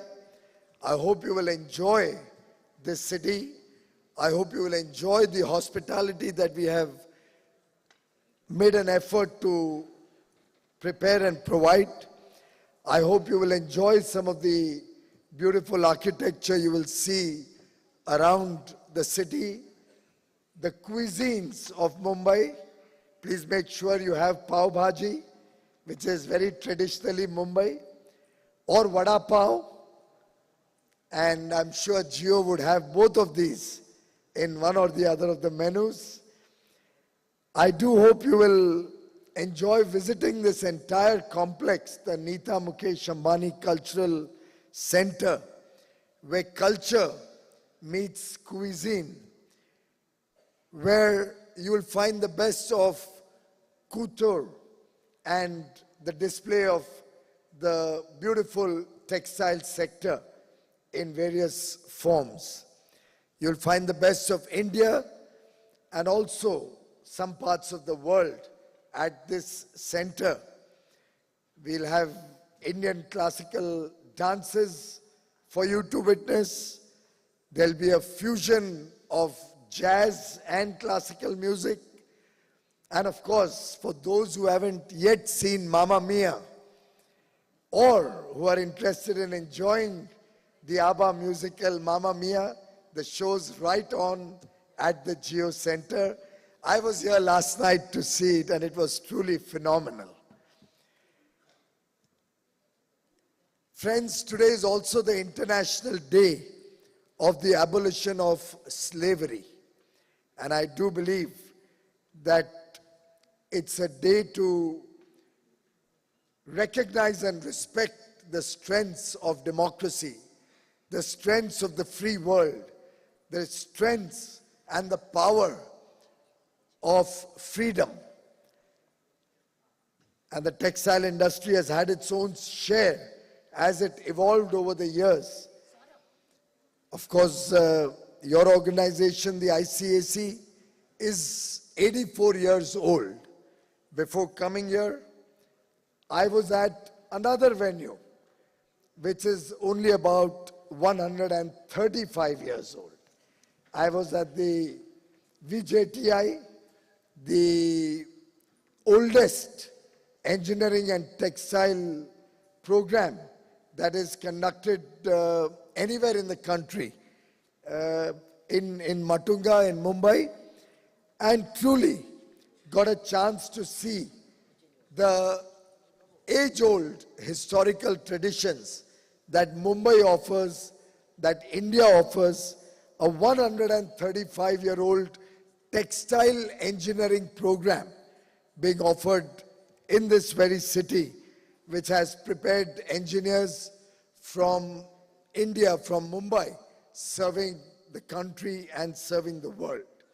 Mumbai is also known as the cotton polis of India, the most important center of cotton textiles, possibly due to its proximity to raw materials, its favorable climatic conditions, the good transport and port facility in Mumbai, and of course, the huge marketplace that Mumbai offers. India was often called the Manchester of the East.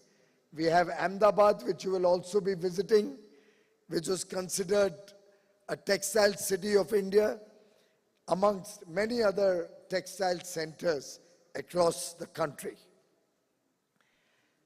I'm delighted that the ICAC is having its session in India, which we are privileged to host this year for the 5th time in the last 6 decades. Of course, this time around we are hosting it after 2015, and we are happy that post-COVID, this is the first session that is being held. I also welcome my good friend and brother, Shri Chandrakant Dada Patil, the Honorable Textile Minister of Maharashtra. The ICAC represents the very essence, the strength of the cotton textile value chain. Cotton, a very versatile fiber, actually much, much more than just a mere fabric. It connects our past to our future. It's the symbol of resilience and adaptability. It's appropriately called white gold with a green heart. India was one of the early adopters. We use cotton to manufacture yarns, fabrics, home textiles, garments, amongst other products. Probably have the largest area for cotton cultivation in India today and are the second largest producer and consumer of cotton across the world. We need to change this equation now. We need to become the world's largest producer of cotton. And that's the responsibility cast on the Textile Advisory Group on Cotton that is headed by Mr. Suresh Kotak. He was guiding me earlier in the day that it's time that India adopted more modern technologies and more modern productivity and get higher productivity out of our farms so that we can compare with Australia and other countries which have many times more the production per hectare compared to India. I'm sure the launch of Kasturi cotton later in the day today and the efforts being done through the entire value chain, sitting across the table, recognizing and respecting Prime Minister Modi's 5F vision from farm to fiber, fiber to factory, factory to fashion, and fashion to foreign. We are confident India is going to take the preeminent position in the textile value chain, and going forward, Kasturi cotton of Bharat will be a symbol of high quality, assured quality, world-class quality, serving the people across the world with sustainability and a product which will be incomparable to any other available in the market. I was very happy that you have also showcased Bharat Tex 2024, India's offering to the world's largest textile fair, exposition and convention. It will be a mega textiles fair, an event unmatched in terms of size, scale, vision and technological depth.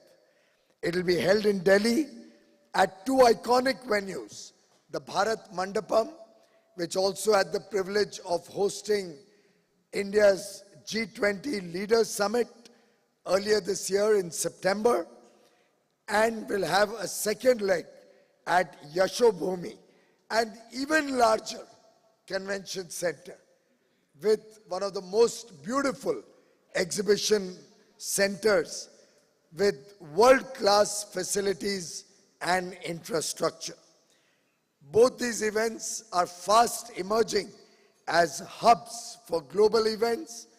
Apart from the Bharat Tex 2024, we shall be sporting in Delhi large expositions and fairs, events around our handloom and handicraft sector, reflecting the rich traditions, the rich offerings of handmade products from India.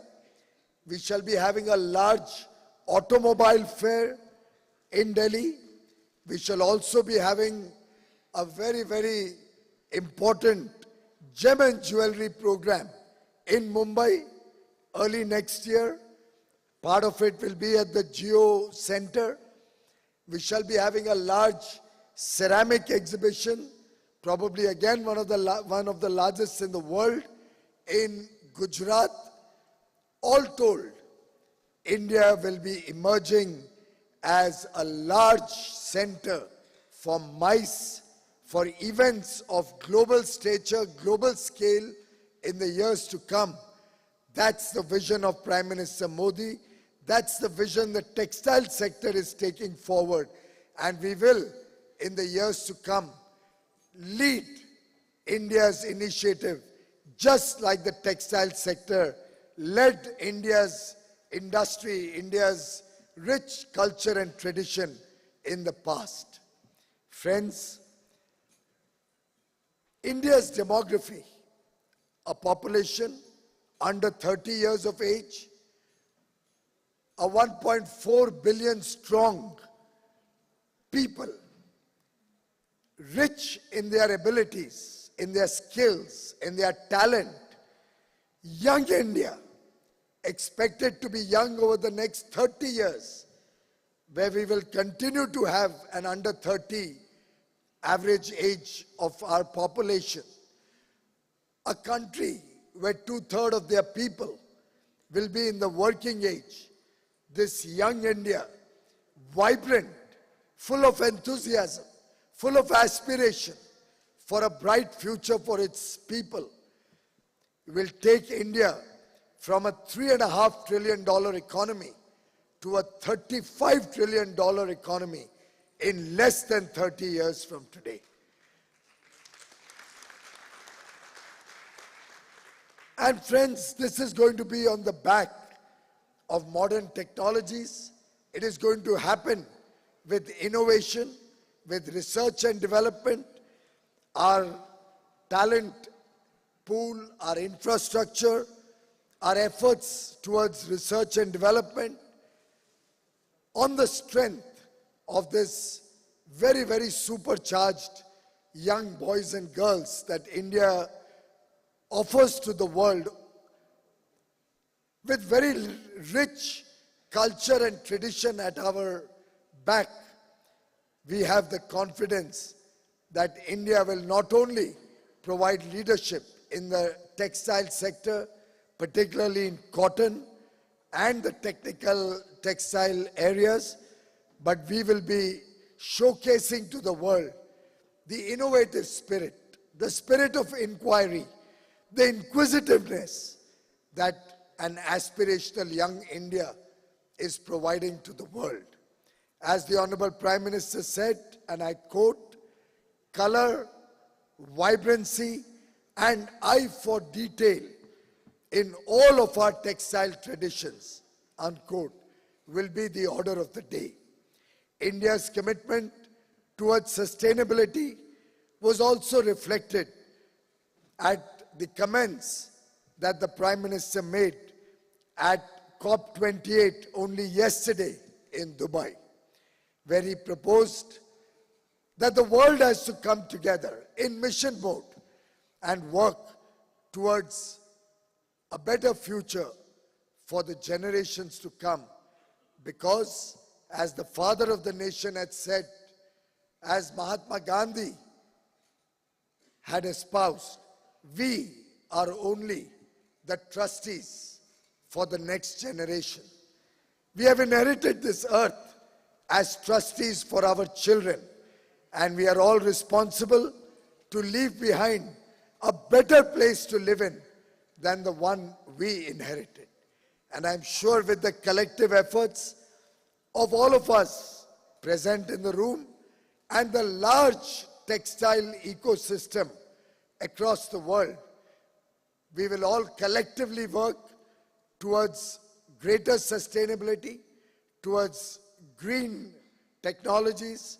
We will work towards a circular economy so that we do not add to the problems of the world.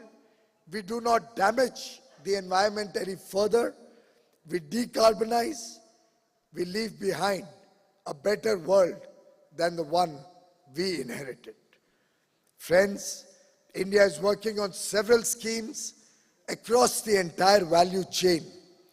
Be it the PM Mitra Park, where we are setting up mega textile-based infrastructure facilities to promote end-to-end textile value chain presence, close to centers where our farmers produce high-quality cotton, right up to bringing fashion and exports from these centers at one place, bringing strength to the textile sector, making it more cost-effective, bringing down the logistics costs, having environmentally friendly technologies, also promoting machine manufacturing and good manufacturing practices.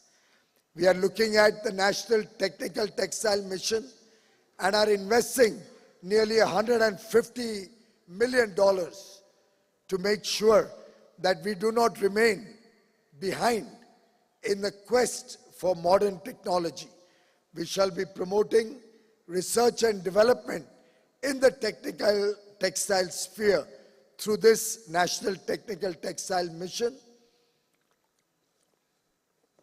We hope to receive more proposals from the private sector, from industry, from our educational institutions and academia, so that in a public-private partnership mode, we can come up with newer technologies to serve not only the people of India, but to serve the world.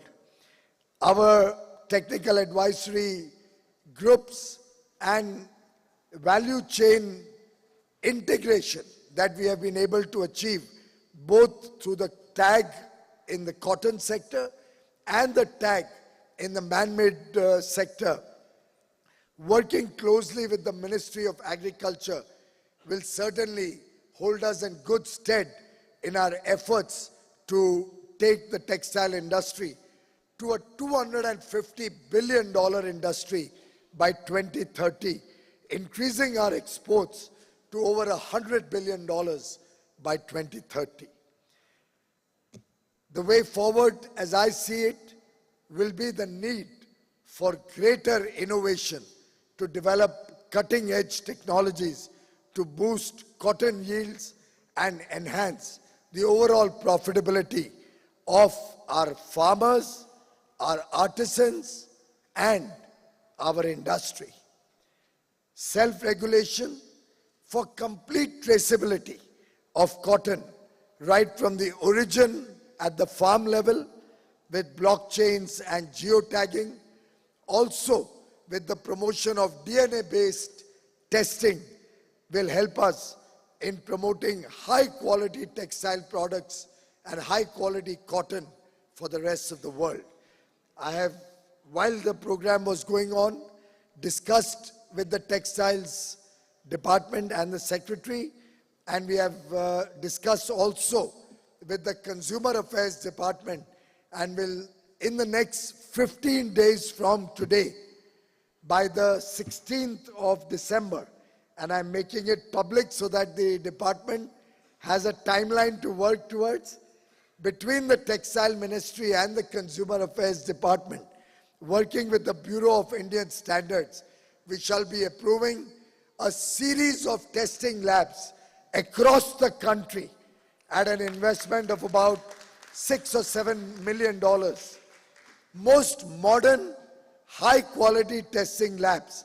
And my direction to my team is, it should be second to none in the world.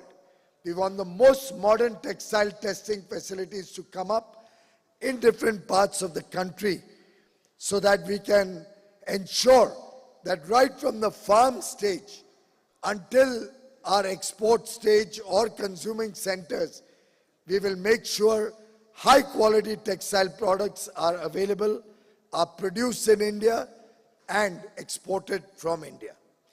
For that, I would urge industry to use modern technologies wherever necessary, introduce artificial intelligence, do greater testing, also have products for the high value segments both in India and internationally.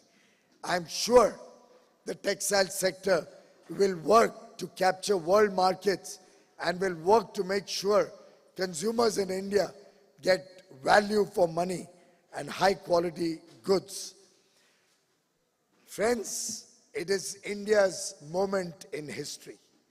The world is witnessing India's rise and looking towards India to lead the global effort, whether it is for growth, whether it is towards a sustainable world, whether it is towards a circular economy, whether it is towards meeting the Sustainable Development Goals.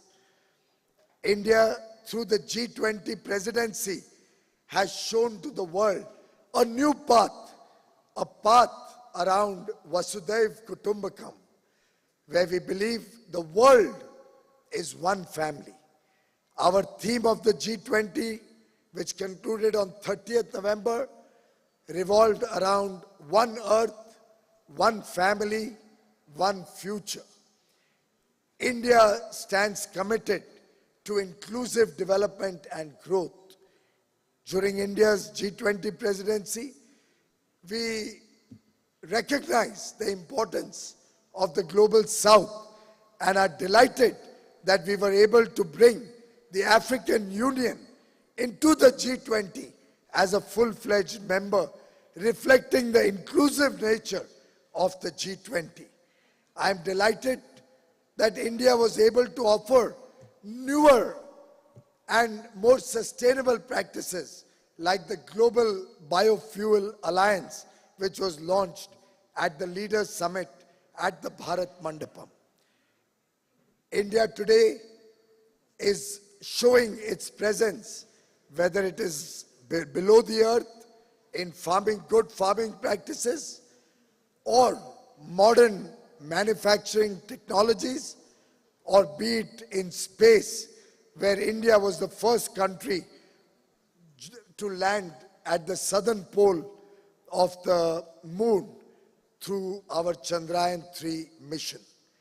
India today is a Vishwamitra, a friend of the world, a friend of the globe, a friend of every part of the globe, be it the Global South, the less developed countries and developing and emerging economies, or the developed world. India is the living bridge between the North and the South, between the haves and the have-nots.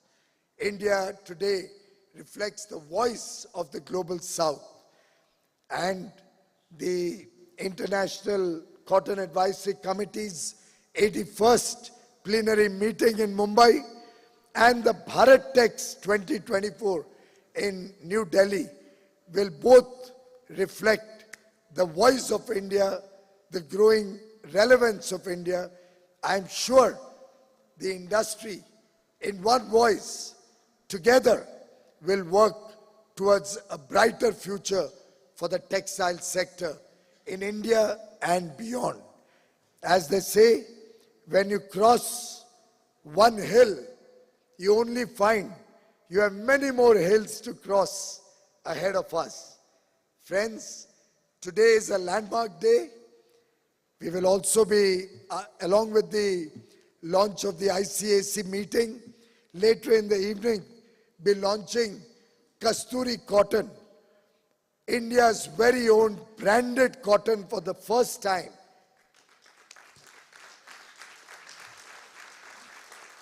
Bharat Tex 2024 from 26th February to 29th February, a 4-day extravaganza in Delhi, will also be the world's largest textile exhibition ever embarked on, with end-to-end offerings from farm to fashion and foreign. Friends, this is only the beginning. We have miles to go ahead of us, and I'm sure, working together as a team, we will not let the world down. Together, we can. Together, we will.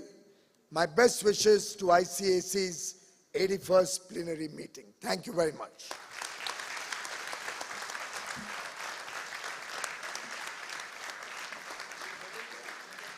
I thank the Honorable Minister for his valuable insights and invigorating words. I will now request Madam Roop Rashi, Textile Commissioner and Chairperson of the Organizing Committee ICAC, to kindly greet Shri Chandrakant Dada Patil, Honorable Minister of Higher and Technical Education, Textiles and Parliamentary Affairs, Government of Maharashtra.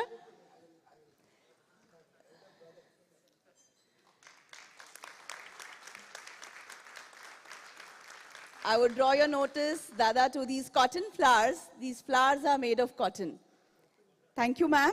And then I will request Shri Vijay Agarwal, Vice Chairman of Texprosil, to kindly step up on stage and present the two products that were just launched, the Kasturi Cotton Bharat products. One is the T-shirt and the other is the towel.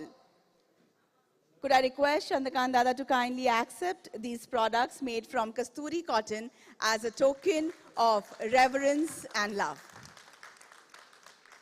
Thank you. And now, the vote of thanks will be proposed by Madam Prajakta Verma, Joint Secretary, Fibre, Ministry of Textiles, Government of India. Good afternoon, ladies and gentlemen. As we conclude the inaugural session of the 81st Plenary meeting of the ICAC, I stand here filled with immense gratitude to all of you for contributing to make the inaugural session a huge success. I, on behalf of the organizing committee of this 81st Plenary meeting, extend my sincere thanks to respected Shri Piyush Goyal sir, Honorable Union Minister of Textiles, Commerce and Industry, Consumer Affairs, Food and Public Distribution for his insightful address. Sir has always been a guiding force of the entire textile value chain to withstand these challenging times and to set new examples of excellence. Sir, your commitment to progress and sustainable development resonates deeply with our shared goals. Our heartfelt thanks to Shri Chandrakant Dada Patil, Honorable Minister of Textiles, Higher and Technical Education and Parliamentary Affairs, Government of Maharashtra, for his inspiring presence and for gracing the occasion in spite of his very busy schedule. We also express our deep gratitude to Secretary Textiles, Ministry of Textiles, Government of India, Srimati Rachna Shah ma'am, who has always guided us to bring the best out of our textiles team. I would like to take this occasion to thank Mr. Eric Trachtenberg, Executive Director, Mr. Patrick Packnett, Acting Chair of the Standing Committee of ICAC, for having provided their invaluable insights and guidance, enriching our commitment to sustainable growth. We acknowledge the relentless efforts of Shri Suresh Kotak, Chairman, Textile Advisory Group, Mrs. Ruprashi, Textile Commissioner, as well as the support of the association, Shri Rakesh Mehra, Chairman, Confederation of Indian Textile Industry, and Shri Atul Ganotra, the President of the Cotton Association of India. I stand here to thank the Ministry of Agriculture and the Ministry of Commerce, whom we are closely collaborating with for the advancement of cotton production and trade. I therefore thank the Joint Secretary Crops, Shubha Thakur ma'am, and the Director Neeraj Gaba from the Ministry of Commerce for gracing this occasion. We also would like to thank the industry captains who have come here and graced this occasion. Finally, this Thanksgiving would be incomplete without thanking the member governments and the state governments, the host government, the host state government as well, and the officials of ICAC for making this session a huge success and for contributing towards shaping the discourse of the future of cotton. Presence of all the delegates and the guests and all their insights will undoubtedly shape the impactful and enlightening sessions ahead. Thank you once again for gracing this occasion with your wisdom and dedication, and have a wonderful evening. Thank you. Thank you so very much, ma'am. And I will now request all the heads of delegations to kindly step up on stage for a group photograph with all our special guests on the dais. Heads of delegations, please.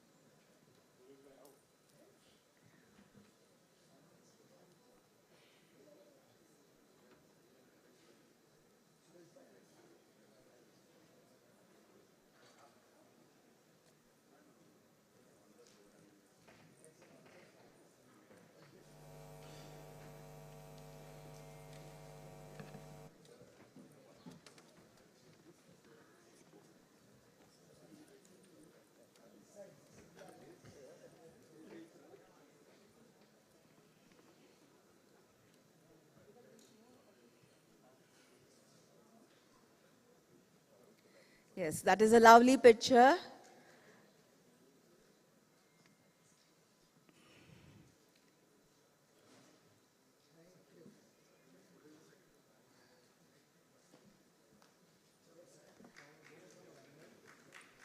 Thank you, ladies and gentlemen. And on that note, we conclude the inaugural session. Kindly proceed for tea, coffee, refreshments that have been arranged towards the exhibitor booth area. And please reassemble in the next 15 minutes for the next session. I have an announcement to make. Chairman of the Cotton Textile Export Promotion Council, the TexProsil, and the Chairman of the Cotton Corporation of India, the CCI, inviting you to a presentation on Kasturi Cotton Bharat, followed by a cultural program, cocktails and dinner.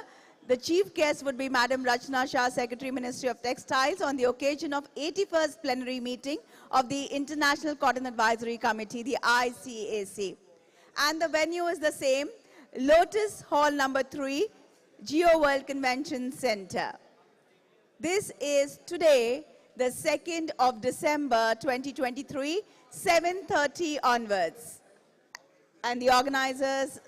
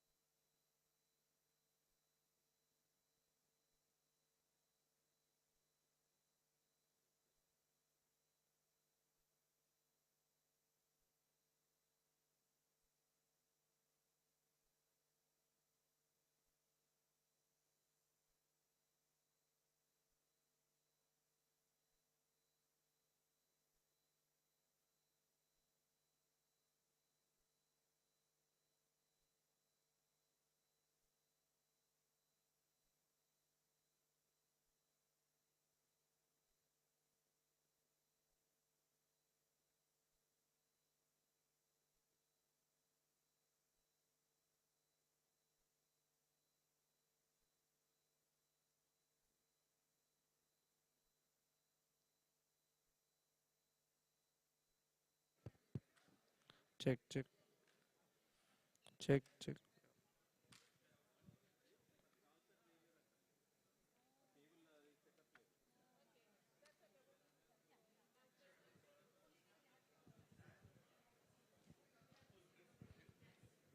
Check, check. No, they can see behind them. The audience will see that. So, okay, so we can share here. Okay, grab my.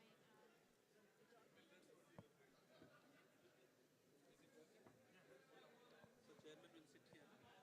Co-chair will sit here. Co-chair can sit here. You can keep it. And then a speaker will go there.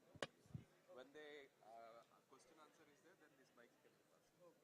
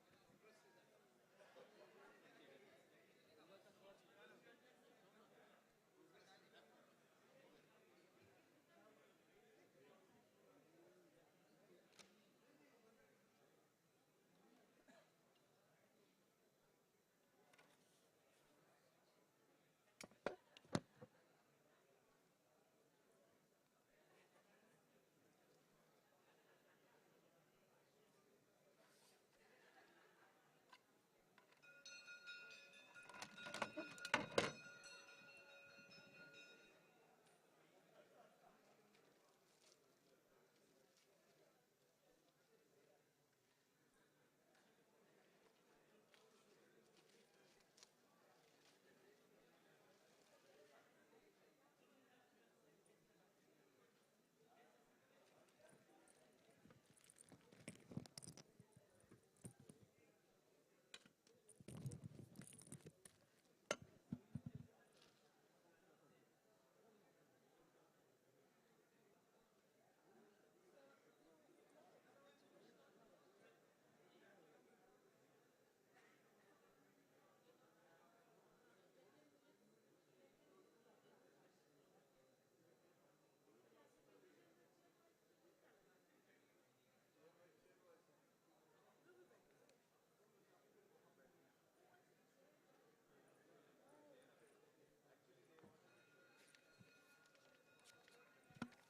I can leave the chair.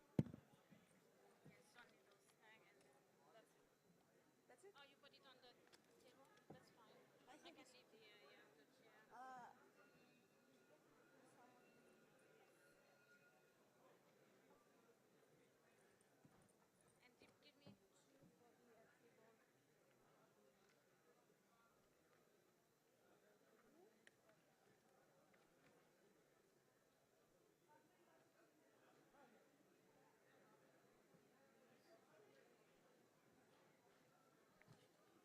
Ma'am, you called me? Yes, where is the dinner tonight? Same thing. You said- Here, it's here, here. here. Yes, everybody is asking. Yeah, yeah. Here only. So, unfortunately, it's not set up the way that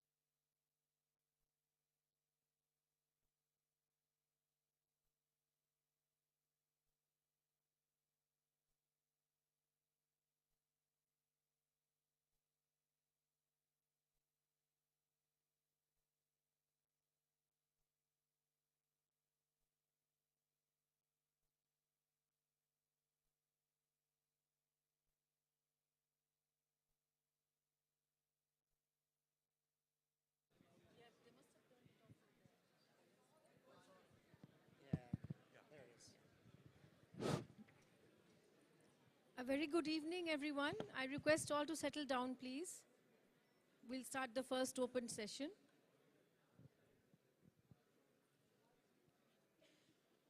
So a very good evening to all the ladies and gentlemen present here today. I'm Mrs. Shubha Thakur. I'm Joint Secretary in the Ministry of Agriculture looking after crops. And one of the crops I look after is cotton, a very important crop which we are here to discuss today. And I welcome all my distinguished panelists on the stage. And the first session, the first open session which we're having today has a very important topic. In fact, I think it's the most important topic which we should concentrate upon on how to increase productivity and, more importantly, technologies to increase productivity. So my co-chair is Mr. Rajkumar, T. Rajkumar, welcome. Thank you. And he will be introducing the other delegates as and when they are invited to speak. And so coming back to the first open session today, technologies to increase productivity. We all heard the Honorable Minister talking about it. And in fact, it's there on everybody's mind that why is India or other countries not so ahead as the other countries in so far as productivity is concerned. But with the Ministry of Textiles, the Agriculture Ministry is working hand in hand, and we have worked together in the past 1 year, taking this as the foremost problem, how to increase productivity in cotton. Because as you all know, India is a unique country with small and marginal farmers. Our farmlands are small, with as little as 0.4 hectare to 1 hectare farmlands for the cotton growers. But we have a good potential, a huge potential, and along with the industry, we are working together in a complete value chain, right from farm to the foreign, as was mentioned in the speeches. So insofar as India is concerned, our challenges lie mostly in our farm sizes. We are mostly dependent upon rain-fed agriculture, so the monsoon is very important. And but how to overcome this? So our distinguished panelists will talk about it, and we hope to learn from their experience, their collective knowledge, as how can India and other countries work together and increase the productivity of cotton so that this most important crop, the cotton crop, can take center stage. So I would now request my co-chair, Mr. T. Rajkumar, to introduce the delegates. Thank you, Madam Chairman, Ms. Shubha Thakur, our Joint Secretary, Ministry of Farmer Welfare and Agriculture. Friends, the first open session of the 81st Plenary addressed the important issues like productivity enhancement, steering a sustainable and inclusive growth of the sector, be it through new technologies, new traits, or new intervention programs. This session also will talk about some global best practices and success stories that has to be on the way. So friends, thank you. So we have, the speaker number one is Dr. Tilak Raj Sharma, Combating Challenges in Cotton Production. Dr. Tilak Raj Sharma is a Deputy Director General Crop Science of the Indian Council for Agriculture Research, ICAR, New Delhi. He has worked at the State Agriculture University, Palampur, between 1991 to 1999. So ICAR, IARI, New Delhi, 1999 to 2017. The Department of Biotechnology between 2017-20, and ICAR again from 2020 till date. He has obtained 3 postdoctoral degrees on plant molecular biology and genome analysis at the University of Alberta, Edmonton, Canada, and 2 from Cold Spring Harbor Laboratory, New York, USA. Dr. Sharma is the Fellow of the Indian National Science Academy, Indian Academy of Science, National Academy of Science, and National Academy of Agriculture Science. He has twice been awarded the J.C. Bose Fellowship from the Department of Science and Technology for his research. Dr. Sharma has been awarded the University Gold Medal and Certificate of Honor, Young Scientist Award, and Professor Umakant Sinha Memorial Award, and many more to come. And moving on to speaker number 2 is our beloved Suresh Bhai Kotak, Chairman of the Textile Advisory Group.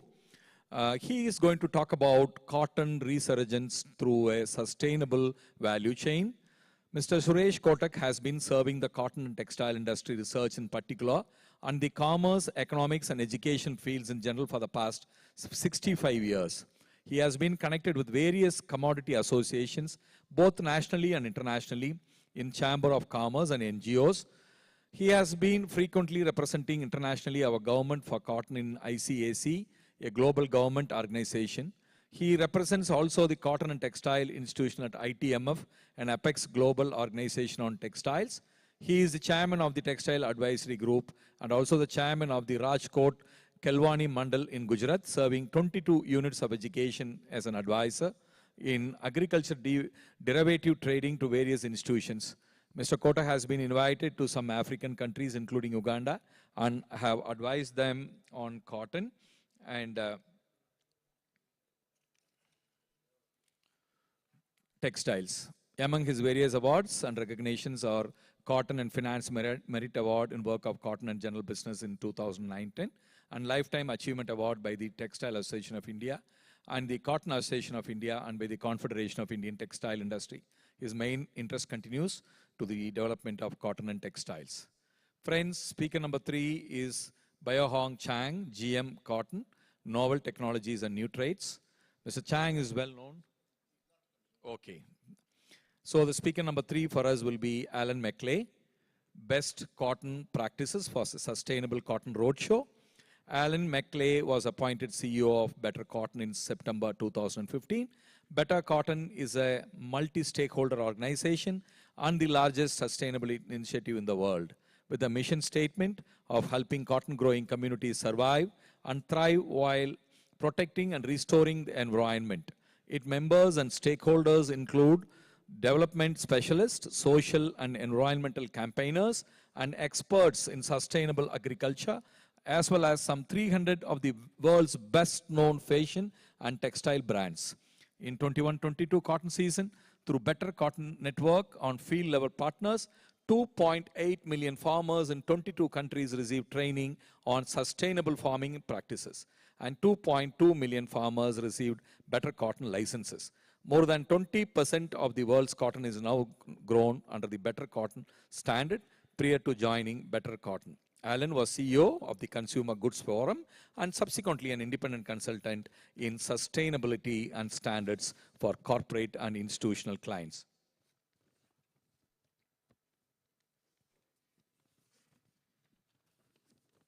Friends, our speaker number 4, our beloved Dr. C.D. Mai, who is considered as the guru and a senior-most scientist of our beloved nation.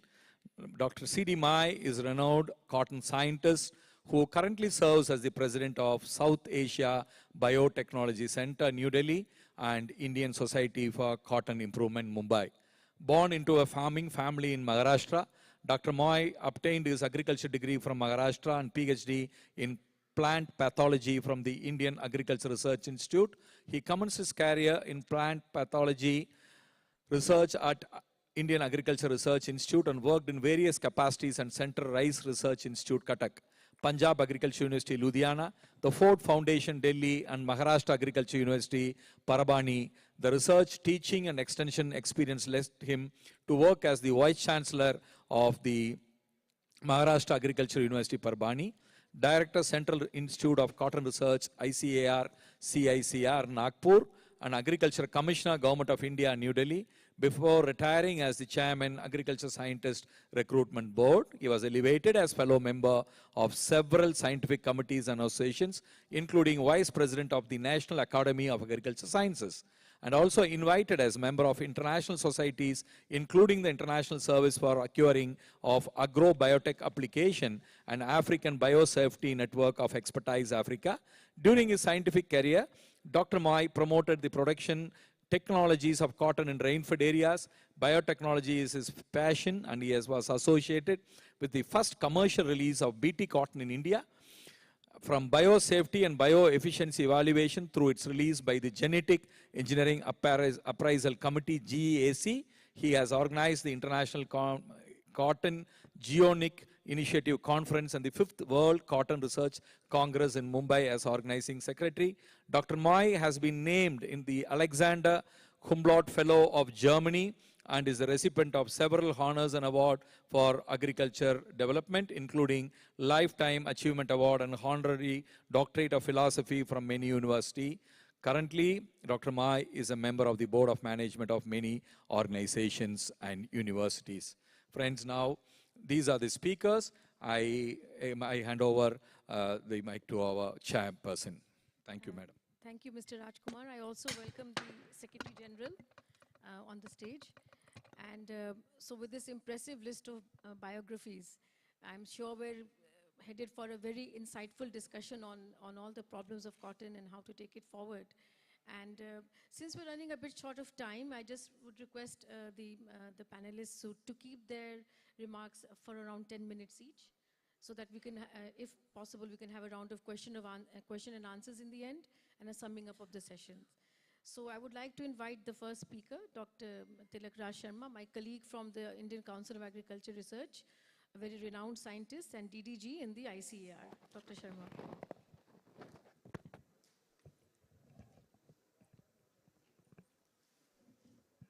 Good evening to all, distinguished chair and vice chair.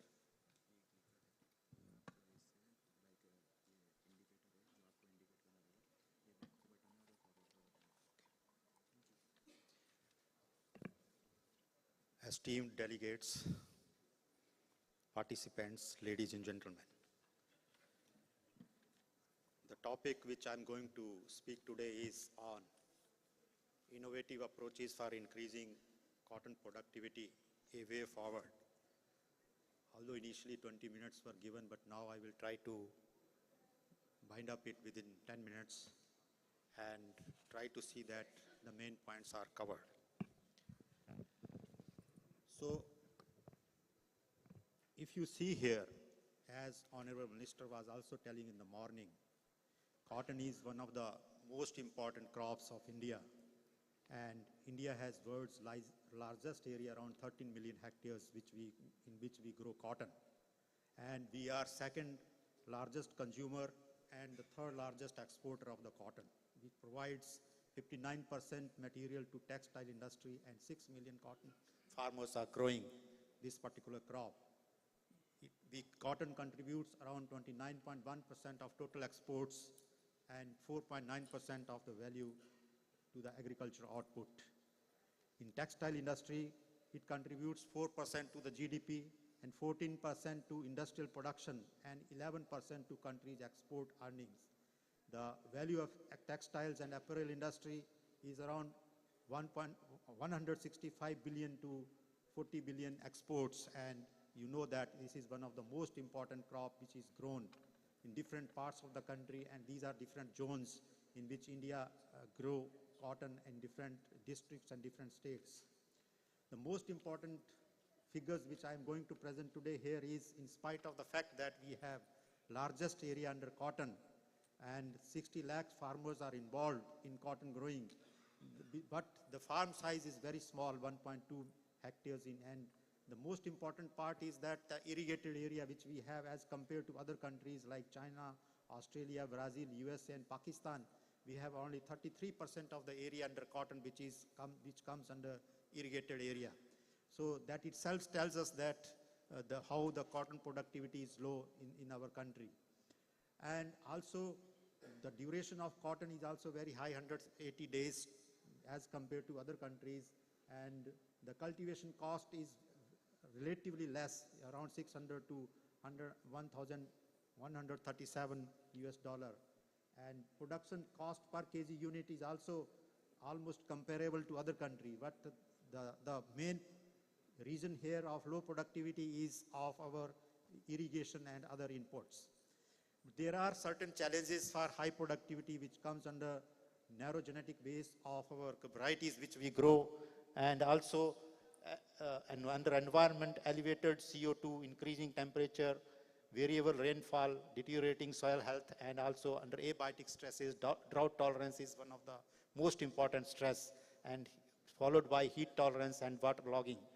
Under biotic stresses, if you see, we have zone-wise important biotic stresses which appears in north zone, whitefly and cotton leaf curl virus, in central zone, jacid, thrips and nematodes, In all India basis, pink bollworm is the major problem, and we all know hue and cry about this particular pest which is coming every year in the cotton, and we have various strategies to control for this particular pest.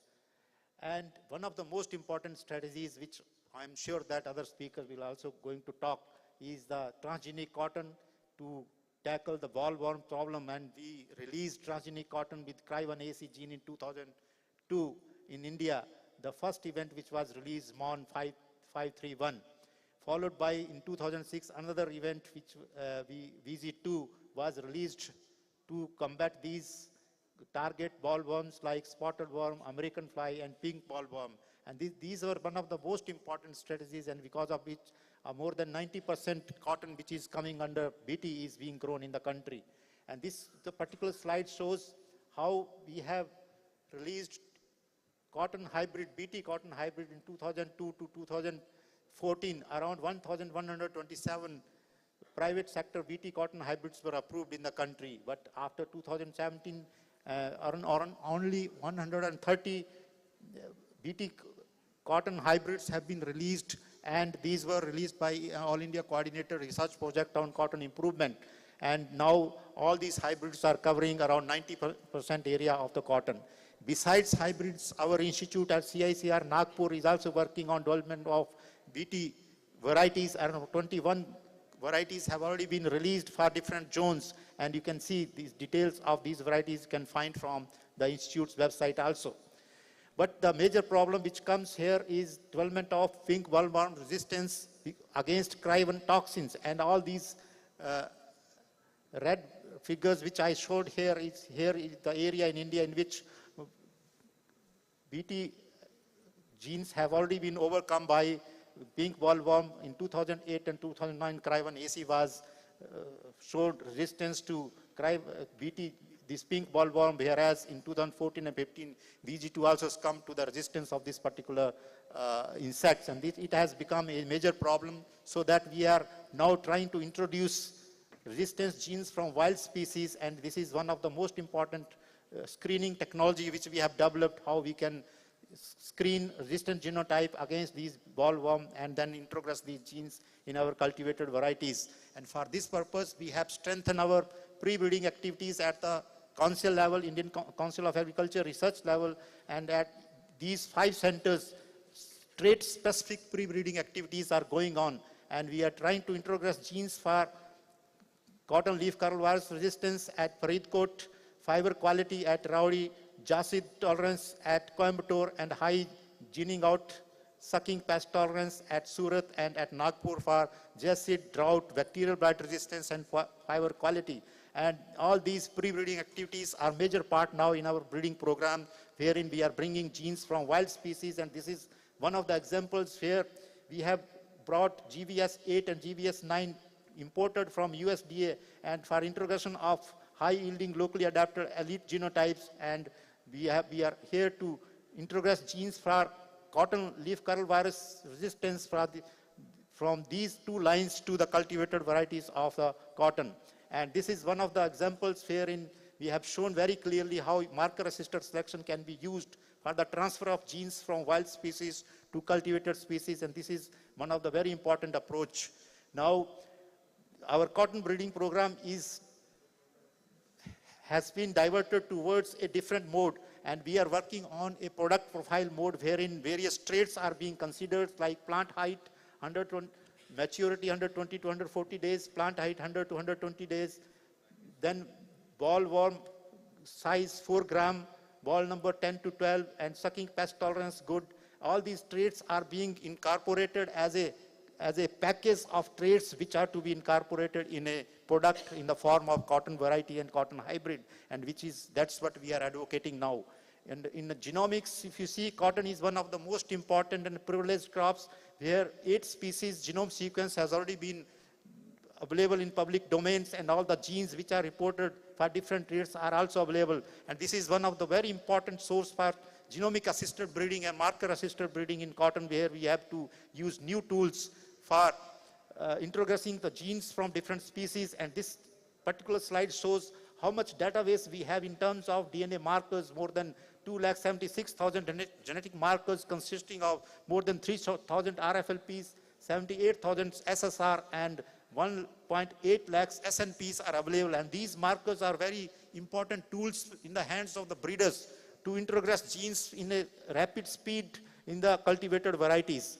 And in genome editing, which is the latest approach, and we are targeting these 5 different types of the traits, and all these genes are well characterized, and using CRISPR-Cas9-18, we are now trying to modify the varieties which we have available with us for different traits like fiber quality, drought tolerance, plant architectures, seed quality, seed oil content, and also agronomical traits. All these traits are being considered in a mega projects under genome editing program at the Indian Council of Agriculture Research.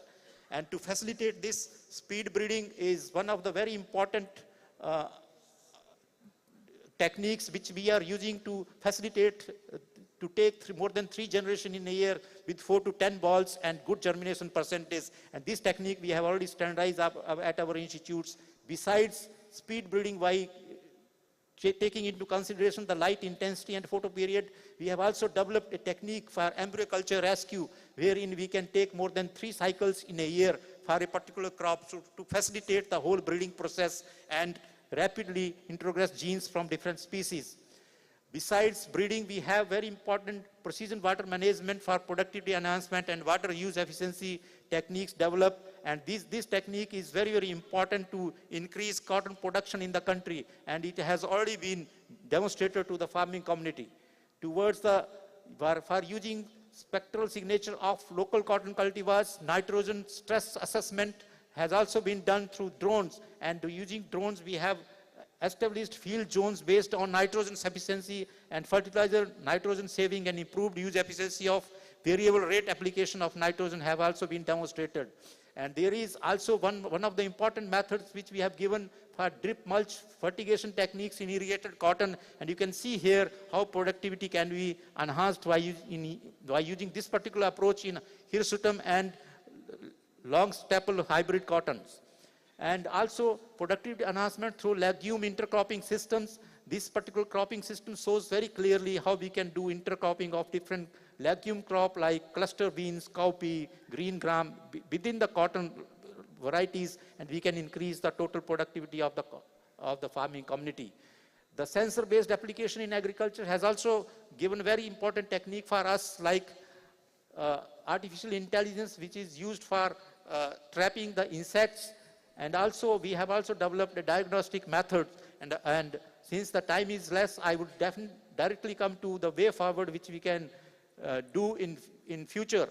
And these are various points which I have listed here. Now, the genetic base of all these crops are very narrow, so we have to broaden the genetic base through transfer of useful traits from wild and unadapted germplasm into better adapted lines, breeding of early maturing varieties, dark compact plant varieties with high harvest index, and high ball size, suitable for high density planting and mechanical picking. These are very important traits for all of us. The development of superior fiber quality traits in Gossypium hirsutum and development of Gossypium barbadense varieties better than Swan in yield to meet the shortage of ELS cotton. Then development of heterotic pools of Gossypium hirsutum, strengthening and harnessing the superior traits value for native desi cotton, discovery of new genes, promoters, and constructs to develop GM cotton resistant to biotic stresses and abiotic stresses.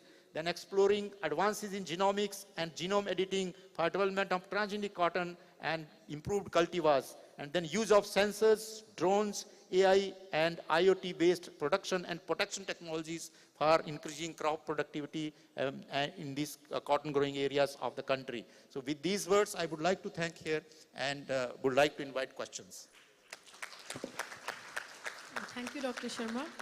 Thank you for taking us through the important work being done by the ICAR. And you can see how much hard work is being done by the scientists across all India. And thank you for your presentation. Thank you for sticking to the time. I think questions we will take at the end. At the end, yes. Okay, thank you. So the next speaker needs no introduction. Suresh Kotak ji, stalwart of the industry. Kotak sahab, I request you to give your remarks.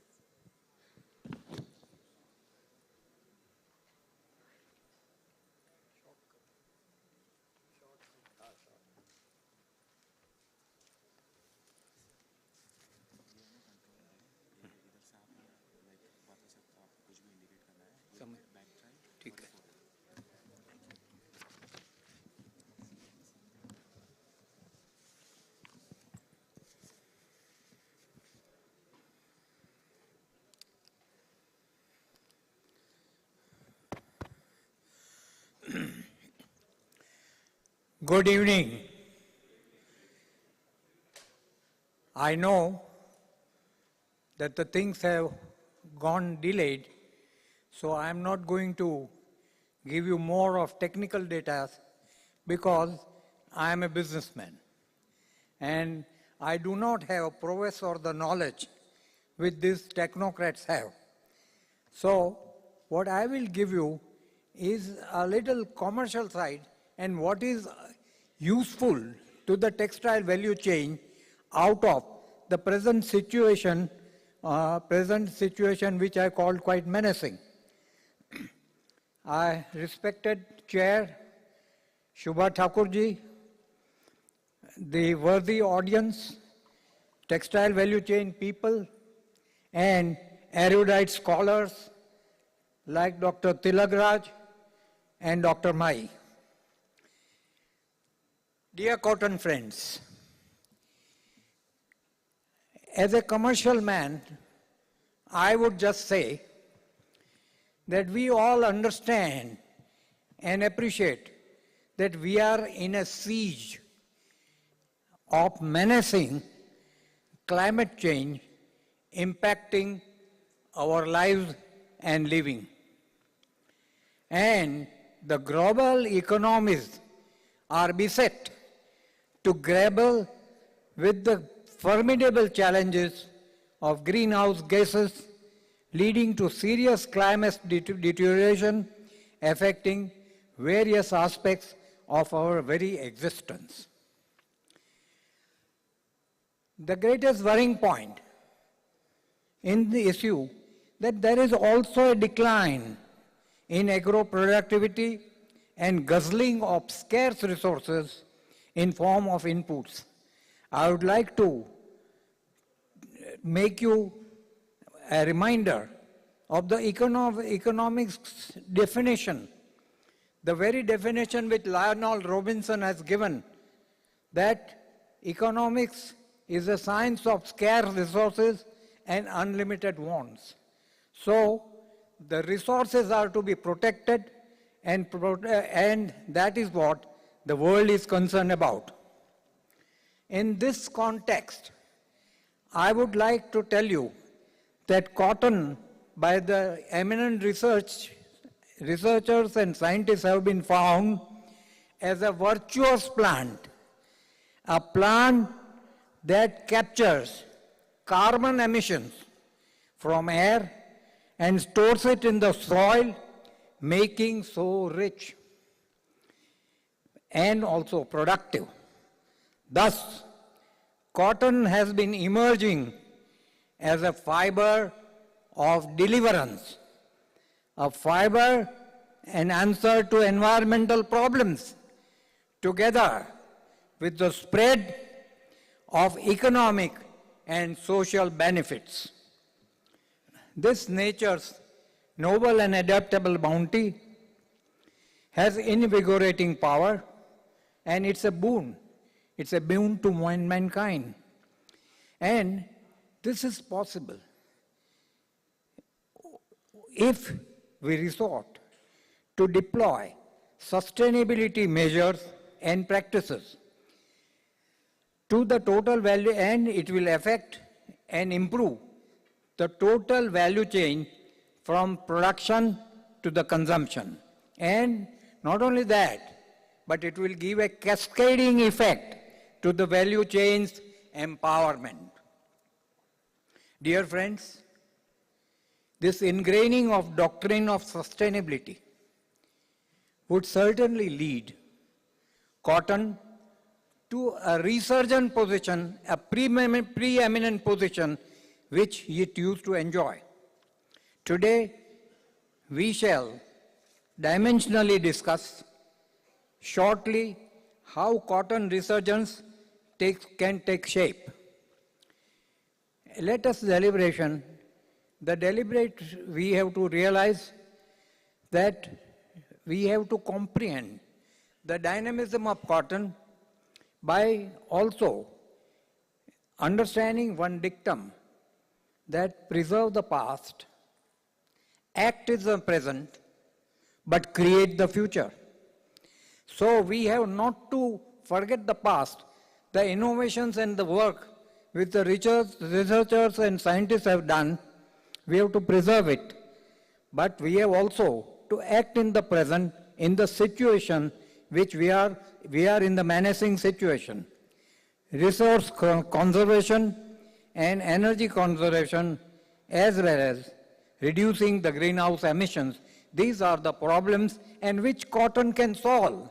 And cotton is a deliverance plant, and that plant can solve all the problems, various problems that is emerging, especially the climate. The capability of cotton is this characteristic of being climate positive champion, great carbon utilizer, a storer, acting beneficially through a process called sequestration. This results into soil becoming rich with carbon and a remarkable upsurge in productivity. Deep deliberations also teach us how this fiber is a very resilient fiber, transformative essentially, and till now itself also it has proved its own sustainability. It's a source of livelihood. It economically. Let us see, from the demand side, we always see from the production side, but we have to see from the demand side, which the textile industry or textile value chain, or we, all of us, are the common people we want. What we want, that economically, what is cotton? Cotton has been defined in various cotton economics books as a derived demand. All the production that takes place to satisfy demand. So demand is a pull factor of the total economics and supply is a push factor. Unless both the factors combine and interact, the progress does not take place economically. So we have to understand this plan, which I consider a magical plan, and now let me tell you and share with you this plan with the knowledge of the scientists who are sitting here on dais and in the audience. This magical plant is resurging. It is becoming a creator of environment-friendly, effective value chains through practice of doctrine of sustainability. Notably, the present conference also records and give a thematic reference to local innovations of value chain for global prosperity. So we have to see also the journey. Cotton's journey exemplifies how ingeniously this wild fiber was converted into a usable fiber, becoming civilizational fiber, becoming pervasive fiber, steering the world, creating empires and demolishing the empires. Cotton scientists, researchers, and also the farmers are trying their best to innovate, to renovate and apply new technologies to improvise and improve and use this fiber, utilize this fiber, enhancing its utility as a comfort and a convenient fiber. We shall now discuss how this very virtuous fiber, why if the Roman Empire declined, why the empire of cotton declined. We should deal with the challenges. The competitive first challenge is the competitive challenge. The competitive challenges to cotton is by polymer-based synthetic fiber impacted the cotton. Synthetics, being chemical fibers, are produced cheaply and quantitatively with the properties of flexibility, adaptability, durability, and better dyeability. This resulted into reconfiguration of demand due to shifted consumer preference. Then this turned the whole textile value chain, and despite the fact Friends, we all know natural cotton is highly comfortable, breathable, degradable, but still it is being dubbed as a fiber of rich, which things has to change. Another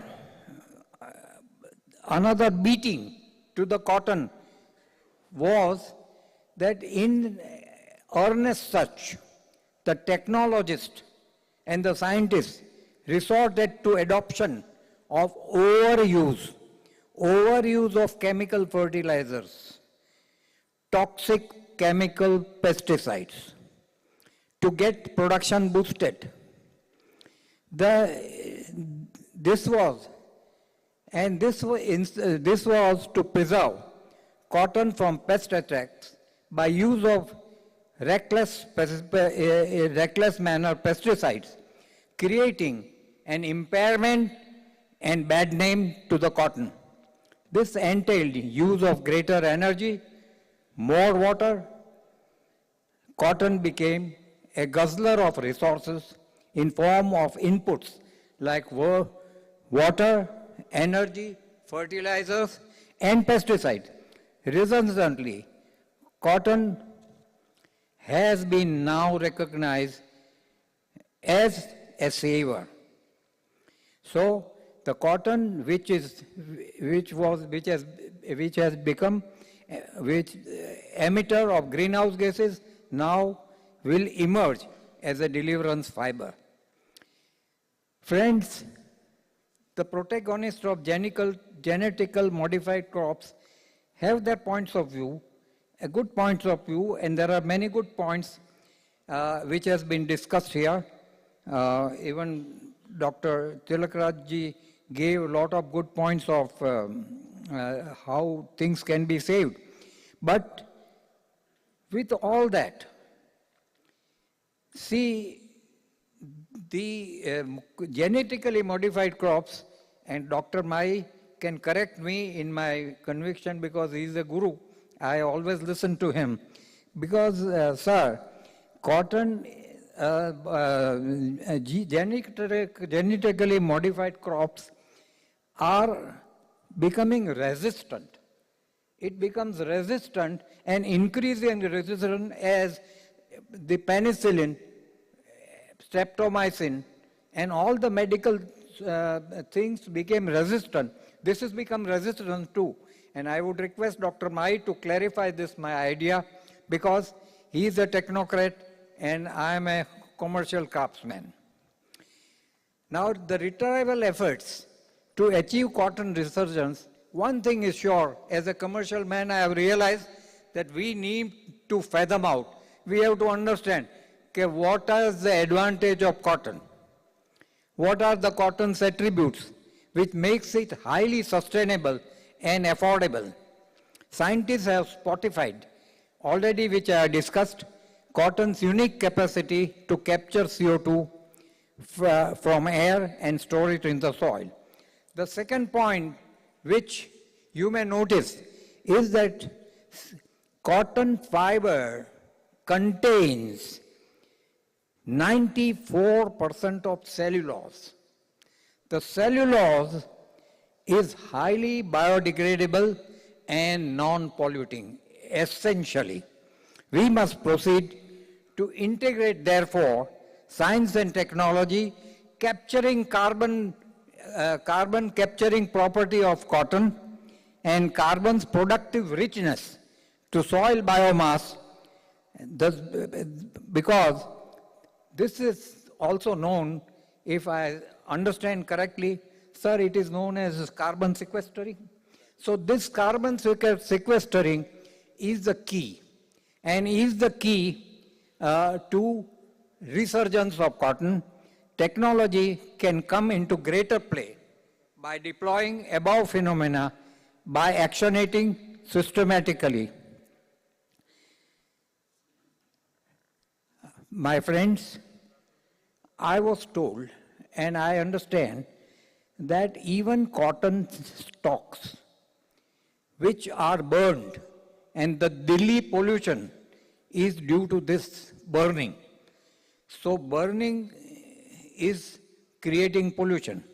But if we turn this particular cotton stem into biochar, it has to be specially understood that it will utilize the carbon in the soil and it will make the soil rich and it will give a lot of benefits, not only to the cotton production and cotton farmers, but also it will enrich in turn with a cascading effect the whole textile value chain, and this is what we must capture, and this advantage of cotton should be captured fully.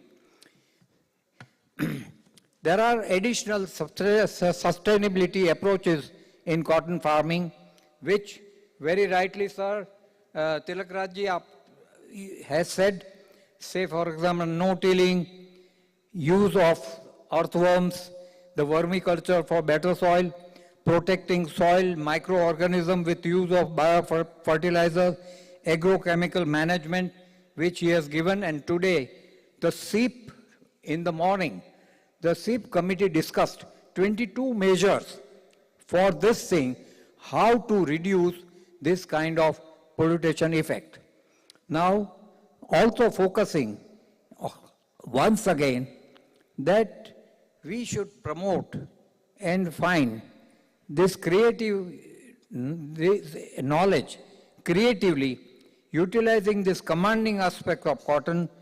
Agro universities, national extension services required to be committed to promote this commanding aspect of cotton and to reach out and teach out. This system, I would recommend and I would learn, and I would like everybody and policymaker, I would request, adopt BMP, Best Management Practice System of Australia. They are able to reach out and teach out to each farmer how best practices could benefit them, benefit the textile chain, benefit everybody in cotton. And cotton is a biocomponent plant. It is very rich economics. It is a backward integration. A lot of economics is there, which is not the subject which I will discuss now. But also, I would like to put one point. Rejuvenating soil holds key through carbon sequestration. Now, I am not discussing the textile value chain, but this is a prosumer society, and there is an identical interest between the producer and consumer. So textile mills also should deploy eco-friendly technologies for oxidizing, desizing, scouring, dyeing, printing, finishing, and efficient resource mobilization with a view to increase the environmental deterioration. Thank you. Cotton has to spell prosperity for the globe. And finally, we need to resolutely resolve and discuss today's action is destiny of tomorrow. Let's work together, get together, and I would recommend a technology mission, especially very strongly a technology mission to promote this idea of reach out and teach out with BMP. Thank you very much, and I'm very sorry that I have taken much more time. Thank you. Thank you very much, Kotak Sahib, for your words of wisdom, and your experience will definitely benefit us, hearing about the commercial aspects and how we all have to work together. So the next speaker I would like to introduce is Mr. Alan Maclay, CEO Better Cotton Initiative from Geneva, Switzerland.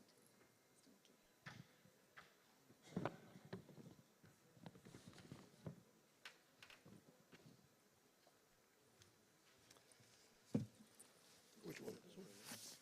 This one? No, I don't need that. I just need the forward button. Thank you very much. Distinguished delegates, Madam Chair, Mr. Co-Chair, ladies and gentlemen, It's a pleasure for me to come back to ICAC. My first ICAC was here in Mumbai 8 years ago. Things have moved on considerably since then, but it's always a pleasure to meet old friends and to cover new ground. And I want to thank you for inviting Better Cotton to speak again today.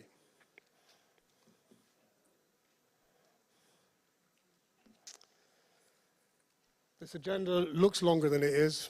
I can reassure you I'll stick to the 10 minutes.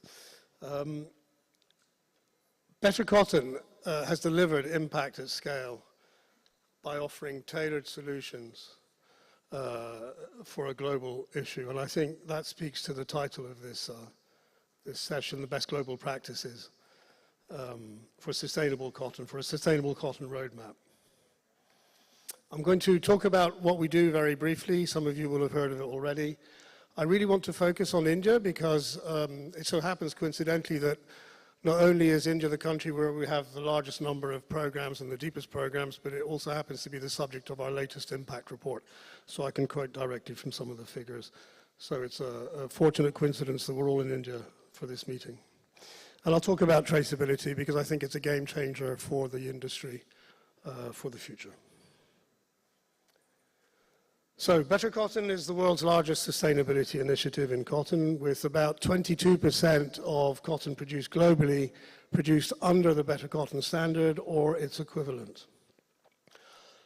We are primarily funded by retailer and brand members, whose fees are directly fed into investments at the field level. We are a non-profit, of course.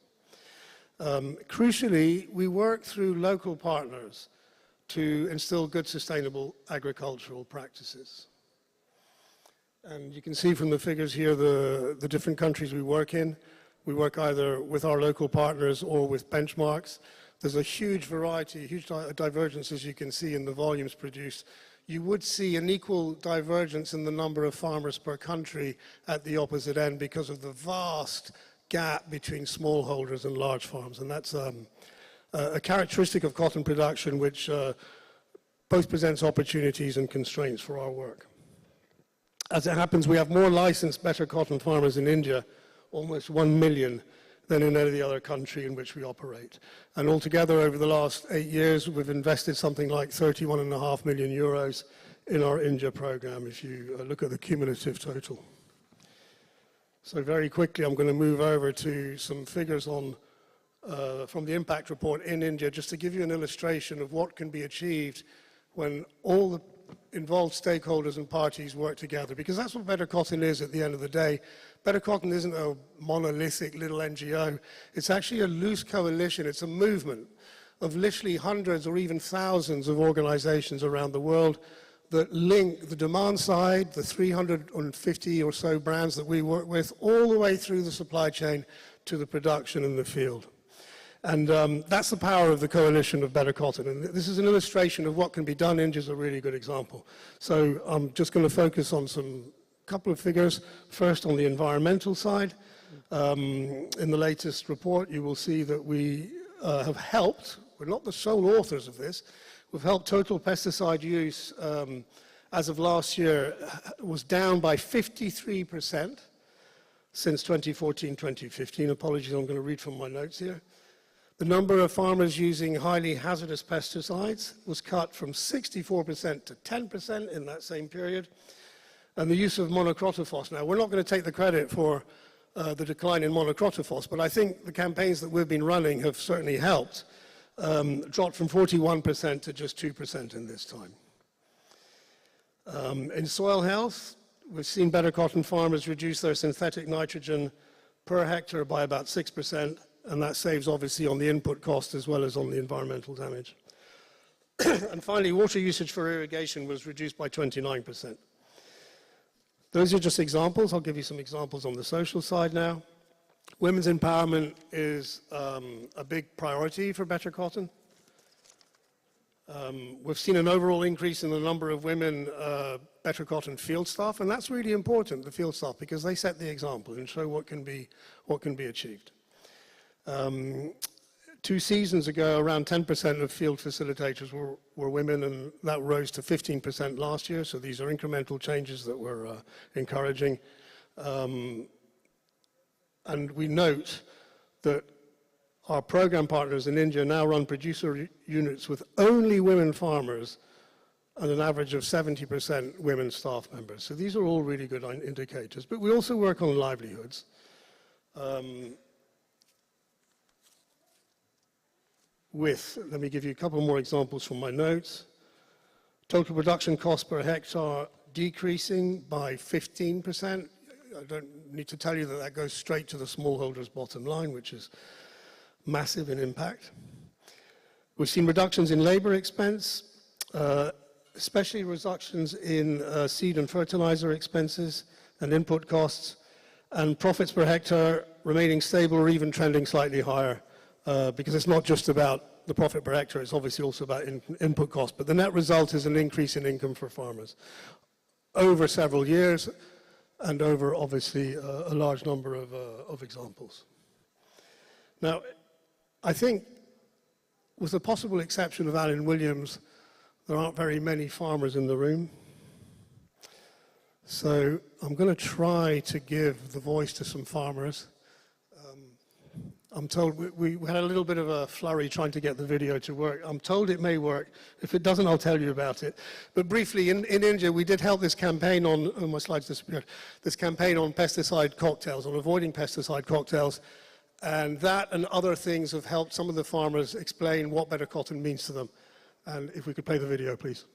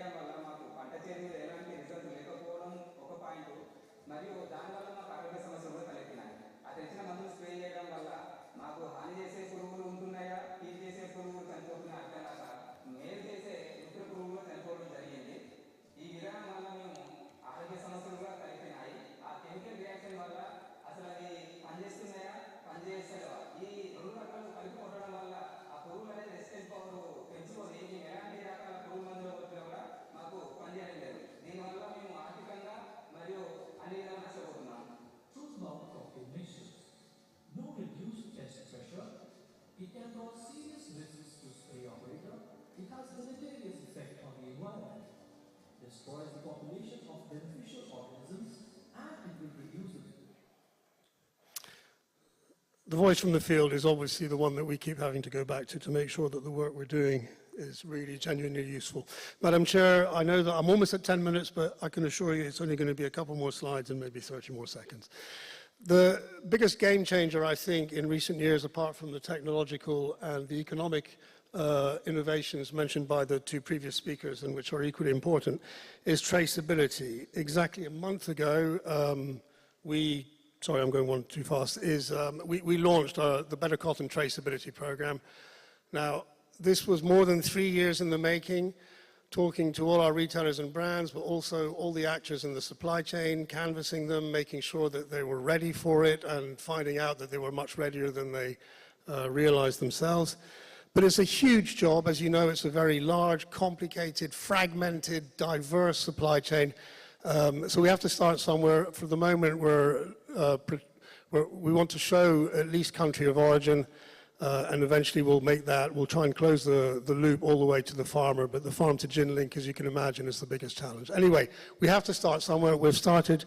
Traceability is no longer nice to have. As far as the brands in the Western world, it's a necessity because of increasing legislation, the constraints of more strict legislation.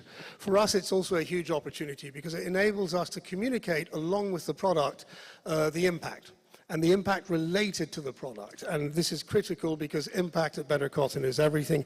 And I think we're going to be in a position for brands to be able to actually make claims about the investments they make in further sustainability. And we don't intend to stop there. We see an opportunity to put the demand side, so brands and retailers and the consumers that they represent, directly in contact with farmers so that the former can reward the latter for whatever progress they make on sustainability. And this, if we use the cascade version of Better Cotton, for the moment it only exists hypothetically on paper, but we think we can reward farmers directly all the way to the smallholder. And this would be a way to ensure that the smallholder is not excluded from the supply chains and the markets of the future, which is a real risk. With the increasingly strict legislation, the market is going to turn to the low-hanging fruit of high-tech, world-class farming, which is basically industrialized farming, because that means bale tagging, that means easy traceability, and the risk is that the smallholders will be excluded from global markets, which I think you'll agree will be a catastrophe. I'll just leave you with one figure. Of the 5.6 million metric tons that Better Cotton, which is produced every year, something like half, in fact, exactly 51% is produced by 989 individual farms. The other 49% is produced by the other 2.8 million farmers. That is the gulf between the smallholders and the rest, and if we want to make sure those millions of farmers still have a livelihood and still have a sustainable future, we have to make sure they have access to world markets, and that's our appeal to the governments today. Thank you very much.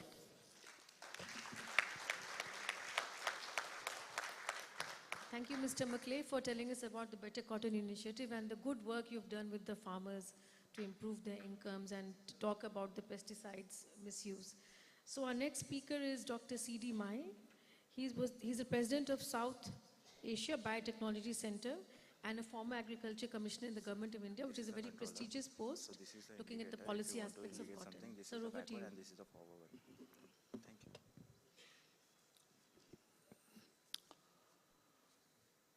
The chair of the session, Mrs. Shakur, co-chair Rajkumar ji, my co-speakers and friends in the audience.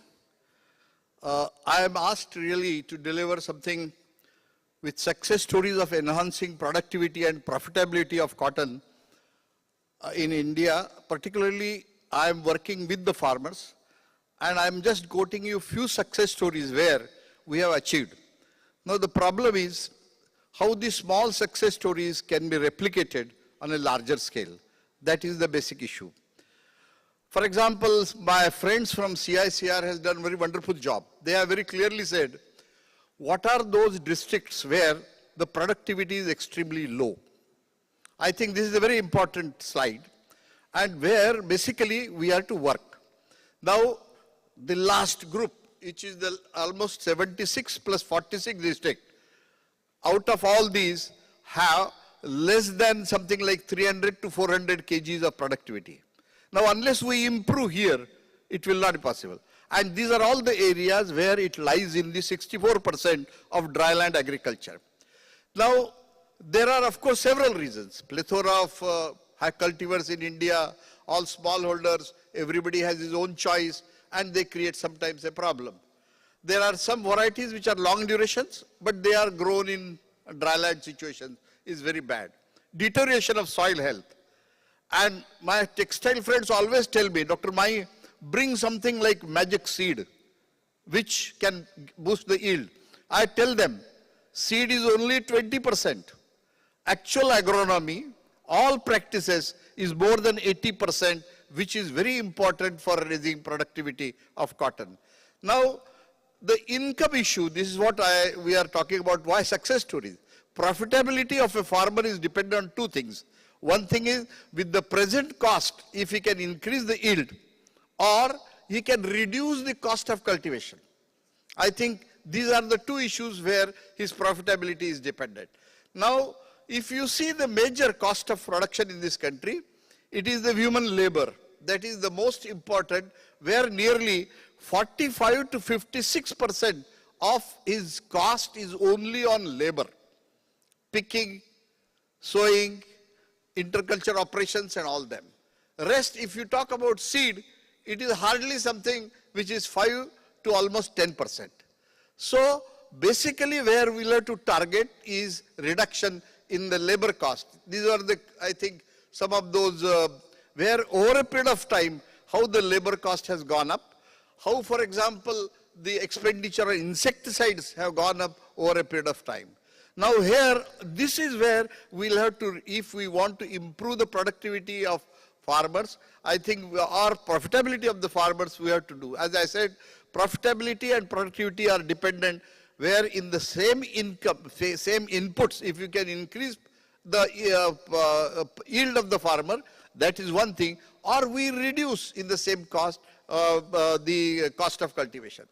Now, mitigating these challenges, we have done some good analysis and areas where we achieve success. Pest management is one area. Pink bollworm, I think everybody knows in India that in the last 3 or 4 years, there has been a dreaded pest of pink bollworm, and farmers are all tired. This year, the North India totally wiped out, mainly because of pink bollworm. Water management, another very critical issue. Integrated nutrient management, nobody has bothered about looking into what are those NIMCs, can we improve it? Planting pattern, very simple thing. And last but very important is, what is the community approach in India? Cotton cannot be grown individually by 2-acre and 3-acre farmers. Let me tell you, I have tried my level best, and I have already demonstrated that if I do my work in the village, last, I think when I was Vice Chancellor, we did it in Ashta village. The entire village operated as a one unit. And I tell you, that increased the profitability and productivity of cotton. That is what is required in India. Manmani chalegi to cotton ka production badhega nahi. That is 100% sure. Now, first success story is on pest management. I have just given you, there is a new technology where we need not use insecticide. It's called as mating disruption of pink bollworm. And this mating disruption is a very simple technology. It is like what is called as Raksha Bandhan. This is a small rakhi where we have a pheromone traps. We have to just tie it on the main stem and leave it. Nearly 90 to 110 days, your bollworm will not come. And this, what we have done is that this technology, we have large-scale demonstrations we have done. It is not something like 2 acres, 3 acres, 300 acres. And minimum area required is, so here is automatically a community approach which we have already tried and which has been very successful that we have done it. Say, now you can see on the basis of 300 acres, the normal profitability of the farmer has increased by 1200 rupees. And also the productivity increased by more than 4 to 5 quintals in all talking about dryland areas. The last stage of those where the productivity is 300 to 350 kg lint per hectare. So this is, I think, very important. Now then we took up this project in my NGO. We took up the project in 7 states. Punjab, Haryana, Rajasthan, Gujarat, Maharashtra, Telangana, Andhra Pradesh, which are the major states where we have tried. And we have demonstrated it on something like 2,000 acres so that the farmers are convinced. Today now they are demanding that where the technology will be available and how. You can see this is nearly in this year, 23-24, 710 acres. And earlier we demonstrated on 1230 acres. So large scale demonstration. And actually what is important today is hand-holding of farmers. Can we ask them to come together for the job of pest management, for the job of nutrient management, for the job of water management. And I think this will be success. It is not only seed, but these are things which are very important. The insect resistance management, I think a classical work has already been by CICR. My director colleague tomorrow probably will be speaking about it. We have several success stories, and we have farmers who have done this with their names, with their actual classification. All details of farmers are available of the successes. Now, another is white fly. In the north, this is one of the very serious pests. And there are technologies which we have demonstrated in north, how we can manage this white fly and also the leaf curl virus which is transmitted by them. So success story 2, planting pattern. This is another. In all dryland areas, what is needed? Nearly we have seen that 70 to 75% of dryland area we need HDPS. But farmers are reluctant. So we have made huge amount of demonstrations there. Now here, in all rainfed situations and partly irrigated situations, there has been very high success. This was done when Dr. Kranti was the director of CICR. He demonstrated in Maharashtra, I think more than 300 acres with all farm. And the success was almost 80%. But now since farmers are not adopting to varieties, we have now used hybrids, and in hybrid technology also there are new good hybrids where this year already there is one farmer already has come from Akola who has grown HDPS, and you can see his farm. I think Keter Haig had just visited yesterday his farm in Akola. That particular farmer is expected to earn 15 quintals per acre. In the dryland situation I am talking about. And this year is one of the worst years for cotton.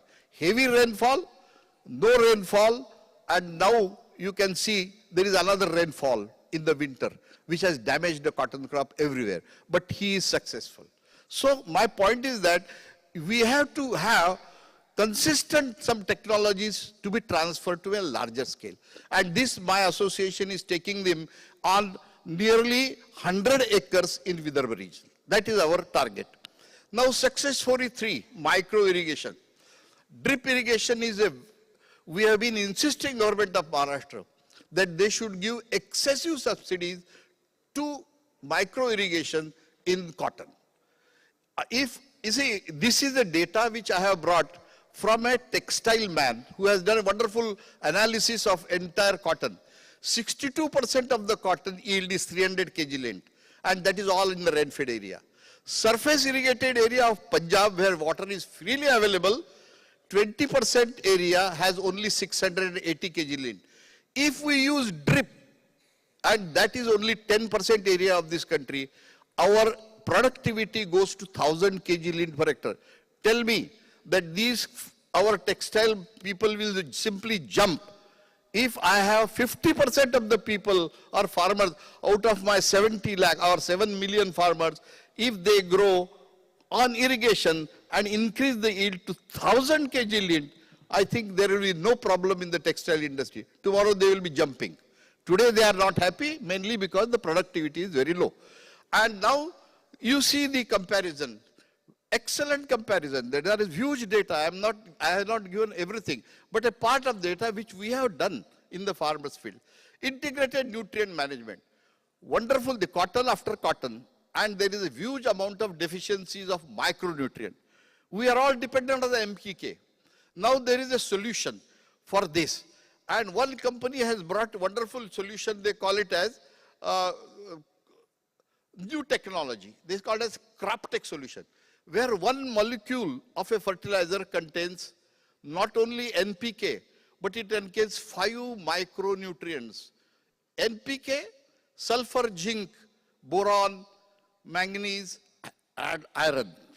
Now, if we have tried this in last year in the farmers field, and you will be surprised that the seed cotton yield increase is more than 31%. So this new tech, so we have to understand now the entire phenomenon of these things. Now there are series of trials everywhere going on, and this technology farmers, today you applied NPK, tomorrow you say you apply sulfur, tomorrow you apply micronutrient, zinc, farmers will not do it because it's a labor oriented. So you need a technology where he will apply it once and he will get all nutrients. These are the technologies which are available, and we have to spread this technology. I would appeal to my textile people that if they are working with the farmers, kindly pass on these technologies on a larger scale. And then only we will be able to restoring confidence in cotton cultivation, managing pink bollworm. What we did, we simply did in Maharashtra, we succeeded. Last 3 years, there is no pink bollworm. Why? Because we made a campaign. Everywhere, in Marathi, in English, posters, in village. 1 lakh villages, we put up posters. What is to be done to do not allow pink bollworm to infest your crop? You can see, and we have involved leaders. Like Gadkari Sahab, please come and help this campaign to start. Likewise, we have seen that wordings on all railway stations, how to control, all bus stands. So these are all what is campaign, radio campaign. We have Akashvani campaign. Every leaders we have involved to just make those.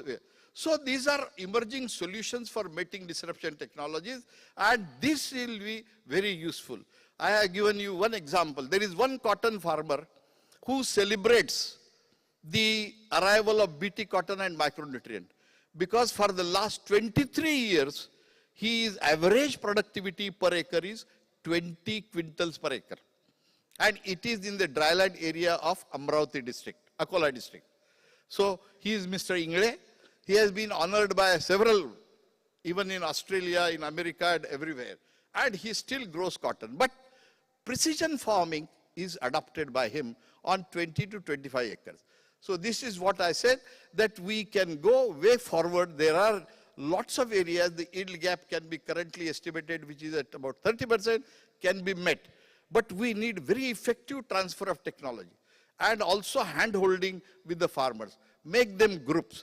And that is what Government of India, now we have these farmer producing organization. We are attempting now our target. We have actually contacted more than 100 FPOs this time. In the last week, we had a Melawa. And we are trying to convince them that what technologies they can adopt. So likewise, it is possible. And I have just given you, there is way forward is simple. Nutrition, water, control of pest without much of insecticide use, and proper management. Village level, sowing should be on at least 1 week. Today, sowing is done for 1 month. So you cannot control any pest.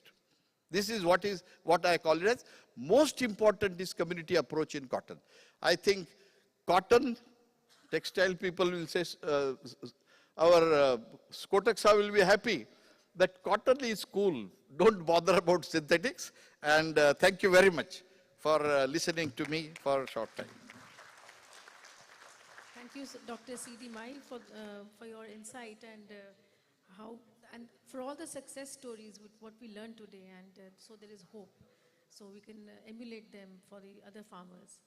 So I just want to ask the organizers, do we have time for questions, or do we conclude?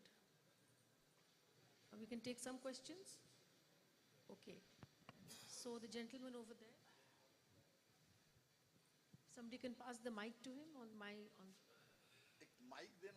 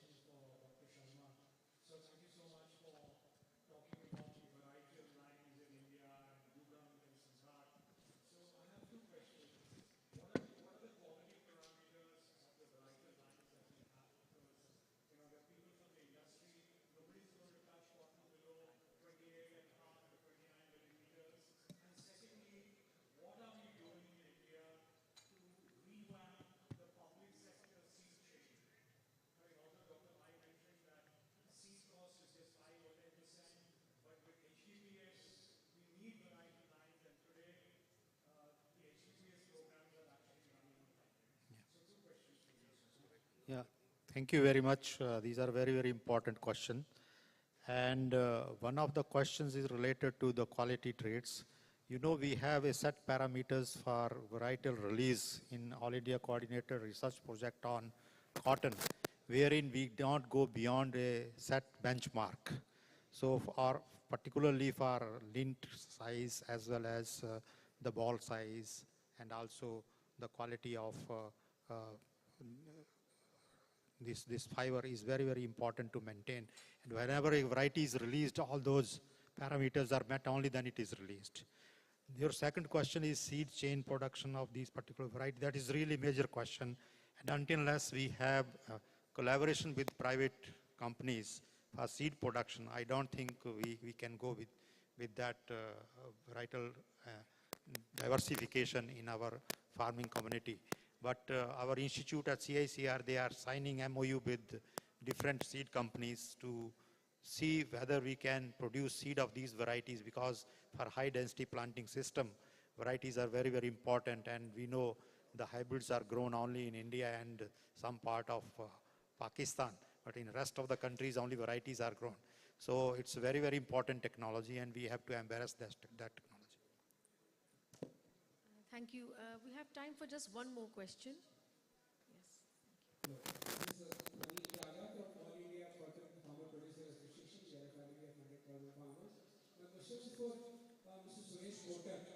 He has always been saying that cotton is a composite economy. On one side, we have farmers who cannot think 20 days ahead because of the challenges they are facing, climate change, costs, and access to market is one.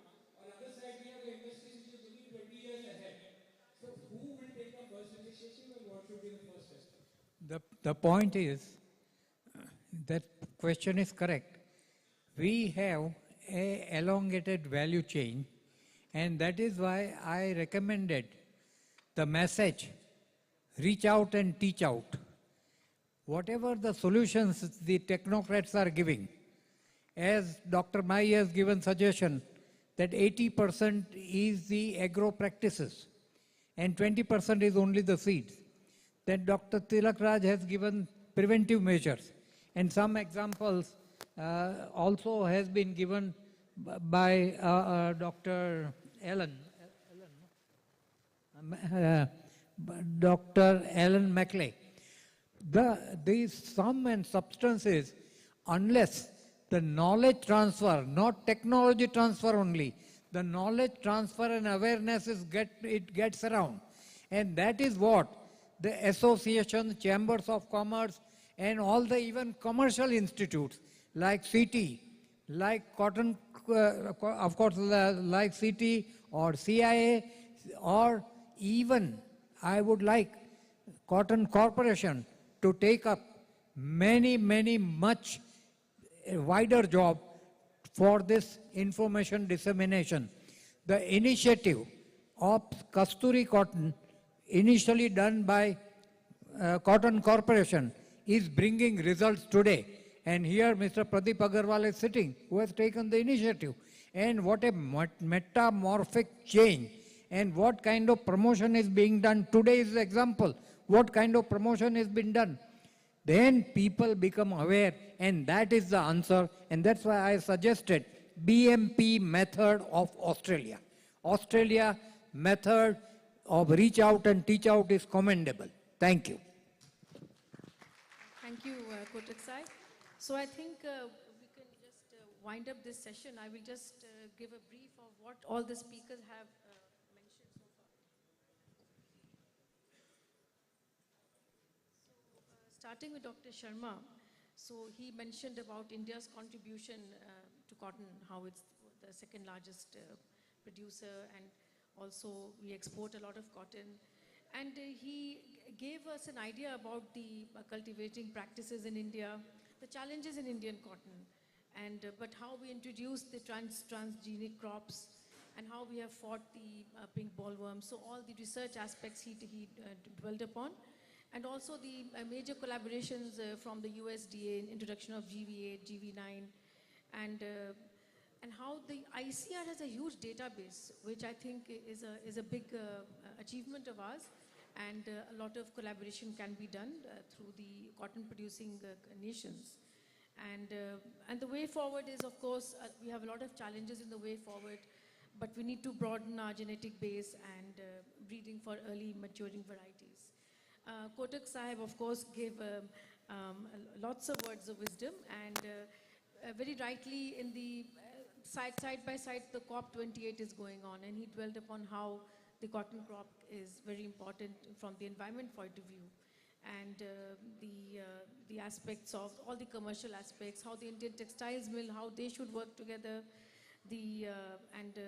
how we can have cotton resurgent again, bring it back what it was before. And he also mentioned about policy makers to think about a technology mission like we had in the past also.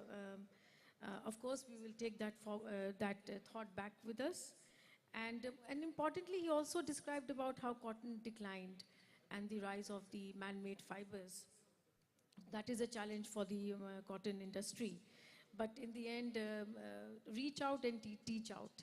So in the government of India, we also mention about the importance of extension work, how the extension workers can play a big part in going about and telling about the success stories of the cotton farmers, and that's the best way to adopt new technologies.